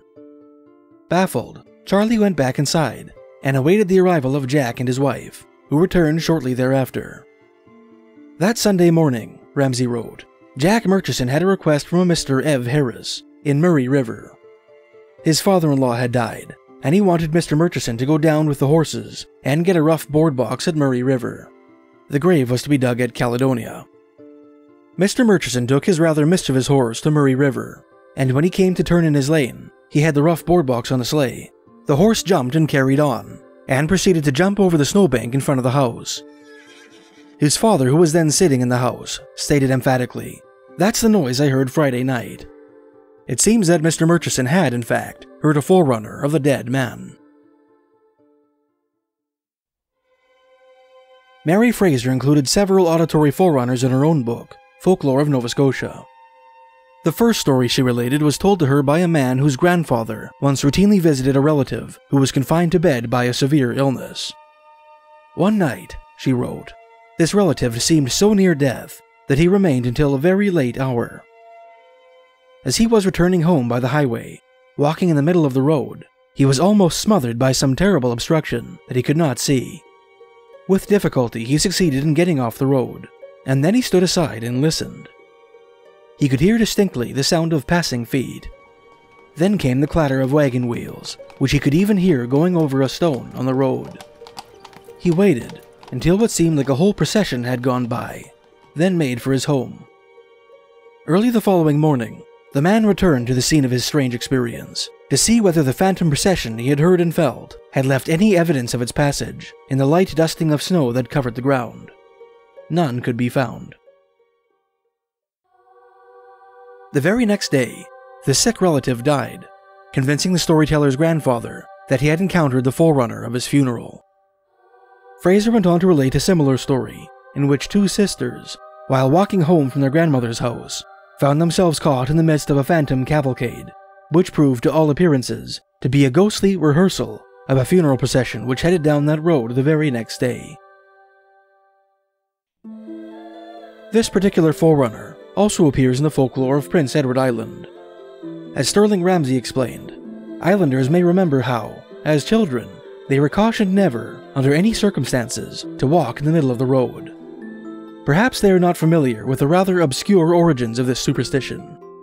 In part, the warning is against being run over or trampled by the horses which frequented island roads once upon a time. But the complete explanation goes further than just a matter of safety. It was all a matter of one of the most common manifestations of a forerunner on Prince Edward Island, namely that the horses in a funeral procession often passed over a road several days before a man, woman, or child in the district died. The most famous forerunner tale in the Canadian Maritimes is that alleged to have taken place at the Kirk of St. James, a Presbyterian church near downtown Charlottetown, Prince Edward Island, on October 7, 1853. Early that morning, so the story goes, a sea captain named Cross set out on foot from the district of Brighton, at Charlottetown's southwestern end, bound for a particular stable to the northeast, where he expected to pick up a horse that his father had sent him from England. At about 5:30 in the morning, when he was halfway over Black Sam's Bridge, a bygone structure located near the present-day confluence of Euston and Rochford Street, near downtown Charlottetown, a bell began to ring nearby. Captain Cross's first instinct was that the peals were those of a ship's bell, signifying the arrival of a ship in the harbor, but when he looked towards the waterfront, there were no strange vessels in sight. Intrigued, Cross walked in the direction of the incessant clanging, and found that it emanated from the bell tower of the Kirk of St. James. As he approached the place of worship, he saw 3 women dressed in white gowns, standing on the church threshold, the double doors of the main entrance wide open before them. The women seemed oblivious to the approaching sea captain, and did not raise their eyes in his direction. A 4th white-clad figure could be seen through the slatted windows of the bell tower, ringing the church bell vigorously. Captain Cross was not the only Charlottetown resident drawn to the church by the mysterious tolling. Both the parish's pastor, Reverend Dr. William Snodgrass, and its sexton, Davy Nicholson, knew that there was no occasion for the bell to be ringing at such an early hour. Suspecting that some impious pranksters had broken into the church and decided to give the town an early morning wake-up call, they both simultaneously leapt out of bed when they heard the bell's strident peals, and made their ways with all haste towards the Kirk of St. James. The younger Nicholson arrived at the church around the same time as Captain Cross. Like the latter, he clearly saw 3 white-robed women standing on the threshold of the church, and a fourth in the belfry, laying on the bell. Before the two men had a chance to approach the women and inquire as to the reason for their untimely and unsanctioned bell-ringing operation, the church doors closed on them in unison. The mysterious bell ringer also disappeared, leaving no sign of her presence but the lingering vibrations of the bell's final peal. Astonished, both Cross and Nicholson tried the church doors, but found them locked. At that moment, Reverend Dr. Snodgrass rounded the corner. Cross and Nicholson told the minister about the three women and the vanishing figure in the bell tower, but Snodgrass dismissed their story as preposterous, demanding that Nicholson open the church and search the belfry for the pranksters that were surely hidden there. The sexton did as requested, with the assistance of Captain Cross, but found the tower empty. Later that morning, a mail steamer called the Fairy Queen left Charlottetown Harbor bound for Pictou, Nova Scotia, on the other side of the Northumberland Strait. At the time of her departure, the Fairy Queen was said to have been in very poor condition, her rotting hull having been freshly painted in an effort to disguise its frail constitution from the eyes of discerning passengers. That afternoon, not far from her destination, the steamer was beset by a ferocious October gale, which belied the reassurances of her painted facade. The Fairy Queen sank in the frigid waters of the Northumberland Strait, resulting in the drowning of 4 men and 3 women. 3 of the deceased were parishioners at the Kirk of St. James, and in the wake of the disaster, many Charlottetown residents suspected that the 3 white-clad women seen earlier that morning, along with the mysterious bell ringing that initially struck Captain Cross as the peals of a ship's bell, were forerunners portending the wreck of the Fairy Queen.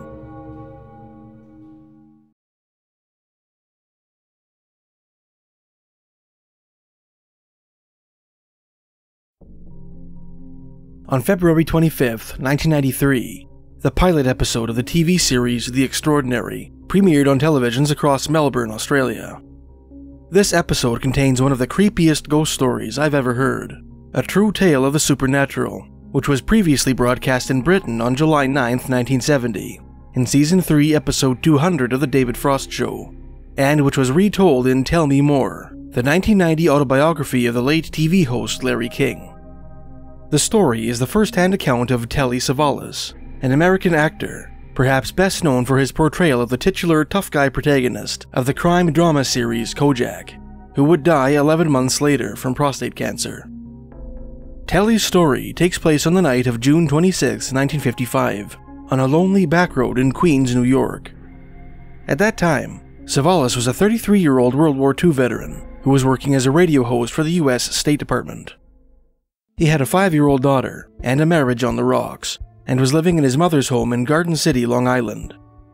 Although Savalas never explicitly stated this in his many retellings of the story, the details he provides indicate that, at the time this mysterious event took place, he was probably on his way home from an illicit tryst with a 21-year-old model and future Hollywood actress named Joan Hackett, whom he had just dropped off at her parents' home in Manhattan.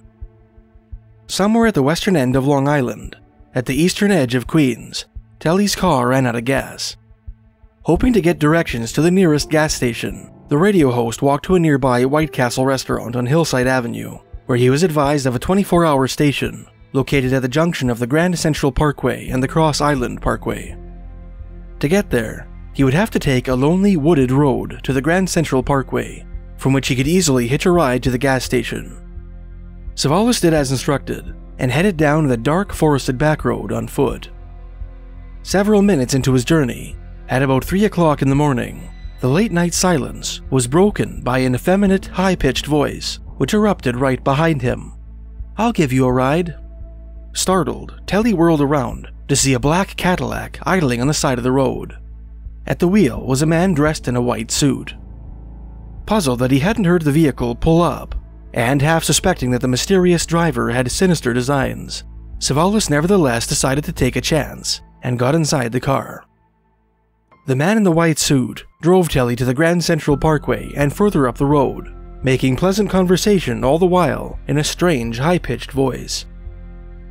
As they pulled into the gas station at the Cross Island Parkway intersection, where Savalas hoped to fill up a small can of gas, the stranger said, "I'll lend you $1." The voice actor hadn't asked him for money, but when he fumbled in his pockets for spare change, he realized that he was indeed broke. Embarrassed, the voice actor accepted the banknote on the condition that the man give him his name and address so that he could pay him back by mail. The man in white produced a piece of paper on which he scrawled a phone number and address based in Boston, Massachusetts. He then signed the paper James Cullen. Once Telly had filled up a can of gas, James volunteered to drive him all the way back to his car so that he could fill it up. The radio host gratefully accepted the offer and got back in the Cadillac. The pair retraced their journey back down Long Island's Grand Central Parkway. On the way, out of the blue, James said, in what Telly described as the spookiest voice he had ever heard, "I know Harry Aganis." "Who's he?" Savalas asked. "A utility infielder for the Boston Red Sox," the man in white replied in the same eerie falsetto. Baffled as to the reason for this strange unsolicited disclosure, Telly nevertheless decided to hold his peace, out of respect for this good Samaritan who had gone so far out of his way to assist him. The pair reached Telly's car without further incident, and filled it up with gas. In a final act of generosity, James helped the voice actor push-start his car. That accomplished, he got back inside his Cadillac and drove off into the night. The following morning, Telly went to his State Department job as usual, and returned to his mother's home that afternoon, where the evening paper, the New York Journal-American, was waiting for him. On the front page of the paper was the headline, "Harry Aganis of Red Sox dies suddenly." The 26-year-old baseball player, who was in fact a first baseman, not a utility infielder, had died suddenly and unexpectedly from a pulmonary embolism, or blood clot in the lung, that very day. That fatal event likely being a complication of a serious lung infection he had been battling for over a month. Recalling the strange comment that James had made the night before, in that uncanny voice, Telly produced the paper bearing his contact information, and phoned the Boston number James had written on it, intending to express his condolences. "Jimmy's Bar," said a man on the other end. Telly asked for Mr. Cullen. After a few moments, a woman picked up the phone and asked who was calling. Telly again politely asked to speak with Mr. Cullen, explaining that he had spent the previous night with him, and was sorry to hear that his baseball-playing friend had passed away.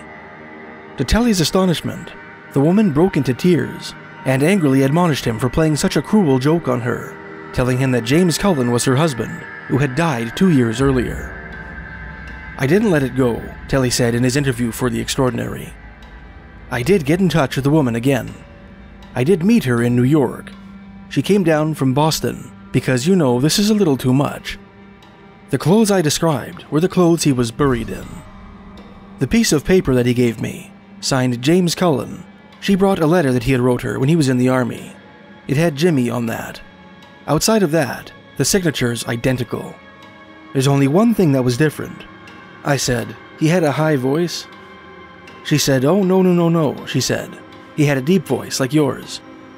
Mrs. Cullen, doubtless aware of the horrific implications of such a disclosure, then revealed that her husband had committed suicide by shooting himself through the throat, obliterating his voice box.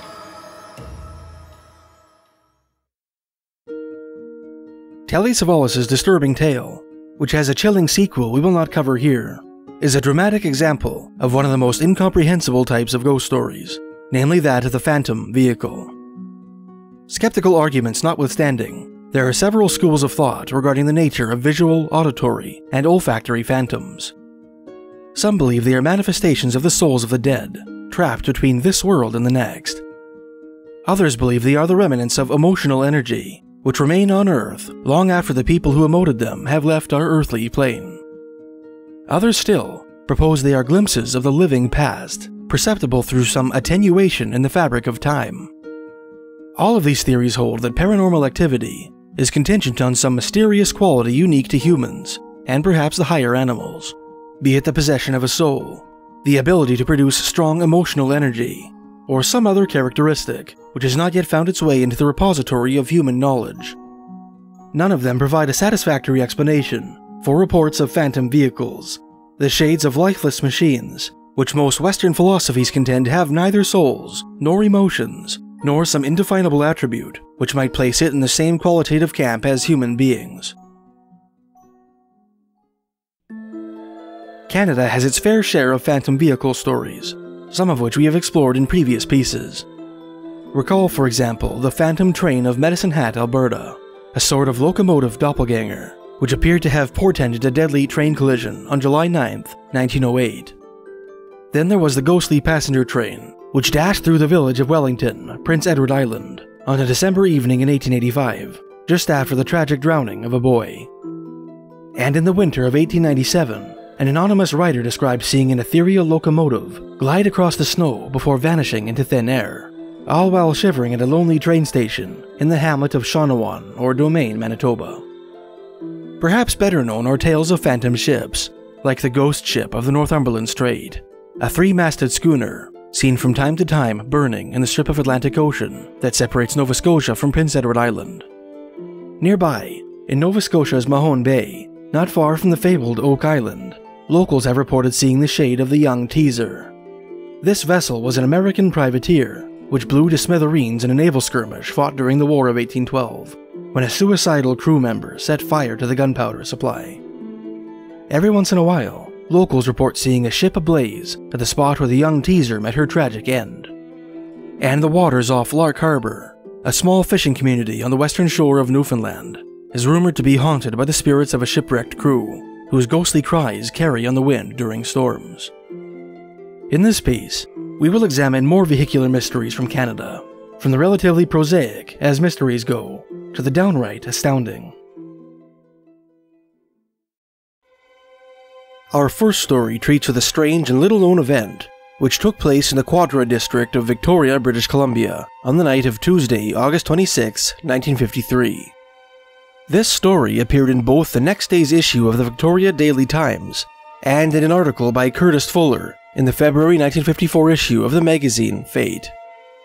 That night, Mr. Cyril Black and his wife, who lived in a little house on Victoria's Graham Street, decided to go to the theater on View Street, not far from downtown.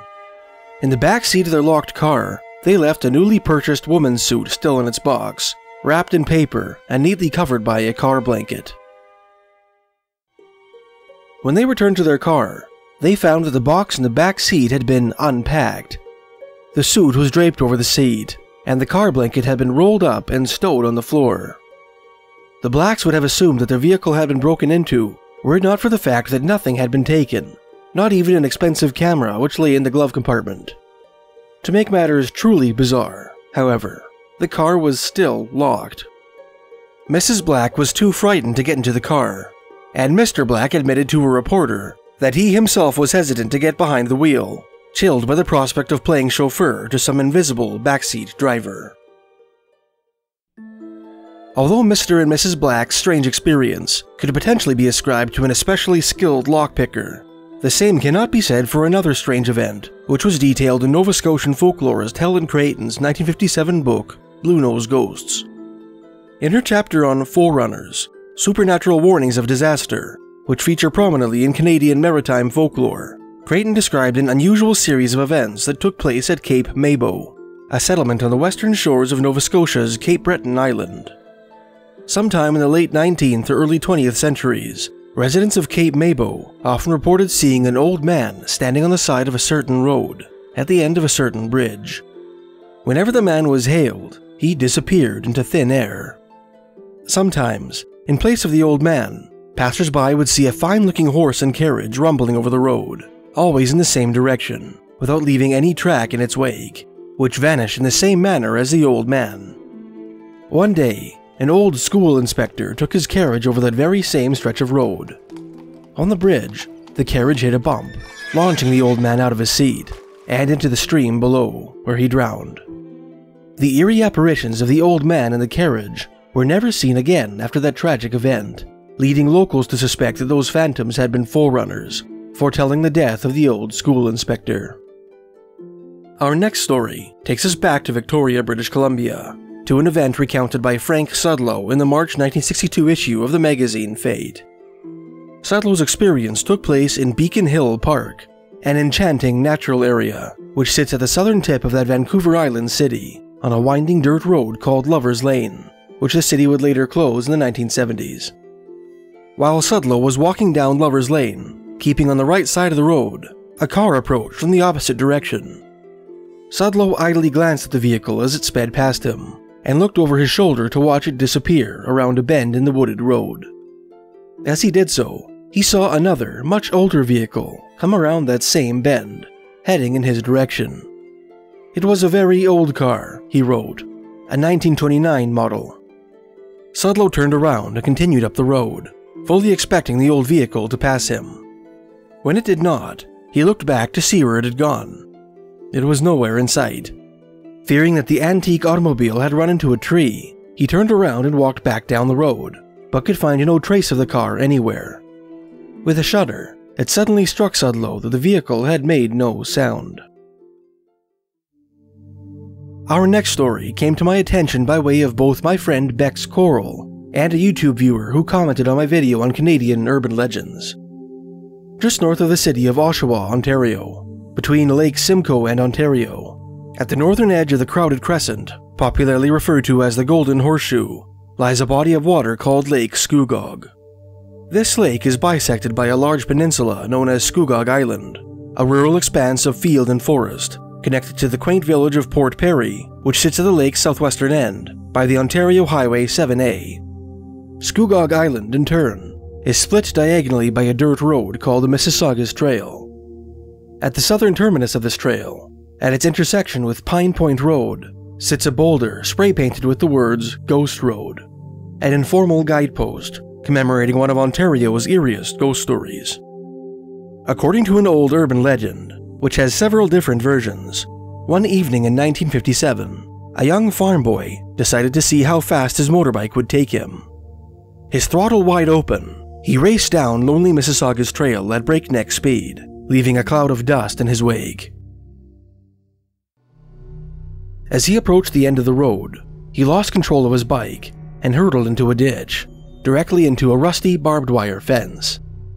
The force of the collision rent the cyclist's head from his shoulders.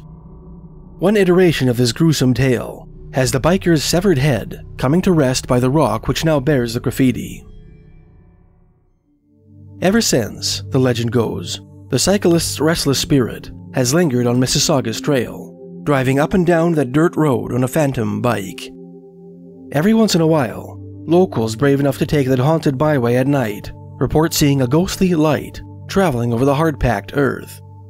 Some say that the sighting is accompanied by the faint sound of an old engine, revving at maximum capacity. Reminiscent of another phantom light, sometimes spotted over old railway tracks in St. Louis, Saskatchewan, this mysterious luminescence is said to be large and white as it approaches the viewer, like the headlight of an oncoming motorbike, and small and red as it continues its journey behind the viewer, evoking a motorcycle's taillights. Other strange phenomena said to occur from time to time on Scugog Island's Ghost Road include vehicles being acted upon by some unaccountable force, mysterious compass and electrical malfunctions, and the emanation of strange noises with no identifiable source. Our next story takes us to the American city of Baudette, which lies on the southern shores of the Rainy River, the watery border separating Minnesota from Ontario. This story was told by one Mabel W. Stevens and published in the May 1949 issue of Fate. One evening back in 1914, Mabel's brother returned from the Baudette post office with news that there had been a bad wreck on the Canadian Northern Railway northwest of town. The train which regularly ran from Winnipeg, Manitoba to Baudette would be delayed until the following morning. About 10 o'clock that night, Mabel wrote, I was looking out my front window facing the tracks. In the distance, I saw the headlight of an engine, growing brighter each second. I saw the engine and the long line of coaches come slowly into sight, and come to a stop less than half a mile away, the coaches brilliantly lighted. It was a pretty sight in that cold, wintry night. I called my mother-in-law's attention to it, and we watched it for a while.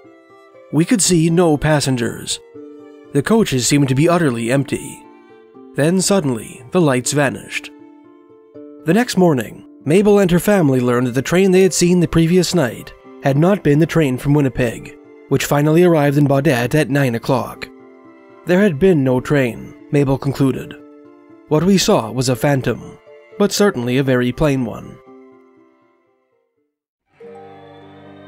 3 more phantom train stories appear in Mary L. Fraser's 1932 book, Folklore of Nova Scotia.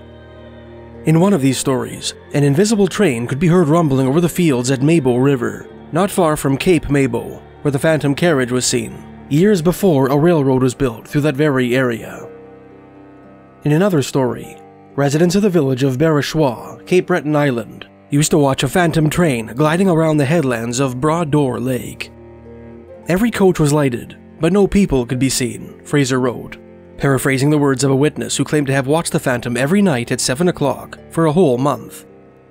At the end of that month, a man was killed by a train at the very spot where the phantom would vanish every night. The ghost train, apparently, had been a forerunner of his death. Fraser's third and most remarkable phantom train story is set at Port Hawkesbury, on the southernmost tip of Cape Breton Island, across the Strait of Canso from the Nova Scotian peninsula. Many years ago, while walking along what is now the Nova Scotia Highway 104, or the Miners' Memorial Highway at the edge of town, 2 old women were confronted by a frightening and unfamiliar sound. All of a sudden, Fraser wrote, they heard a terrible noise, a rushing and a clatter. Then, more terrifying still, an awful huge black thing with one big eye in it came rattling past them and went right through a fish house that stood nearby. They ran to the nearest house and entered pale, breathless, and scared to death. Years later, when steam engines were introduced to eastern Canada, one of the old women watched a train go by on the Nova Scotian mainland and recognized the sound it made as the one she had heard that strange day at Port Hawkesbury. Although she never lived to see it, a railroad was eventually built at the very place at which she and her friend had seen the apparition on Cape Breton Island, running through the very spot in which the old fish house once stood. A similar incident, just as extraordinary as the previous, took place in Mull River, in the southwestern quadrant of Cape Breton Island, sometime in the early 1880s. According to Mary Fraser, who included the story in her book, a man was walking to a neighbor's house one evening when a terrifying object loomed before him on the road. It was large and black, Fraser wrote, and had a red light in the middle of its back. A stream of light came from the front of it, so bright that he could see the shingles on the house to which he was going. It went up to the house, passed around it, and then came down the road so swiftly that he jumped aside to let it pass. Terrified, the Cape Bretoner made the sign of the cross and stared at the hulking hobgoblin as it trundled down the road, mercifully indifferent to his presence. On its backside were 2 glowing red lights that glared at him like the eyes of some giant predator. The man recalled that the object made no sound as it rolled its way around a corner and out of sight. It wasn't until 25 years later that the man realized that the monster he had seen was the phantom or forerunner of an automobile, which first began to appear on Cape Breton in the early 1900s.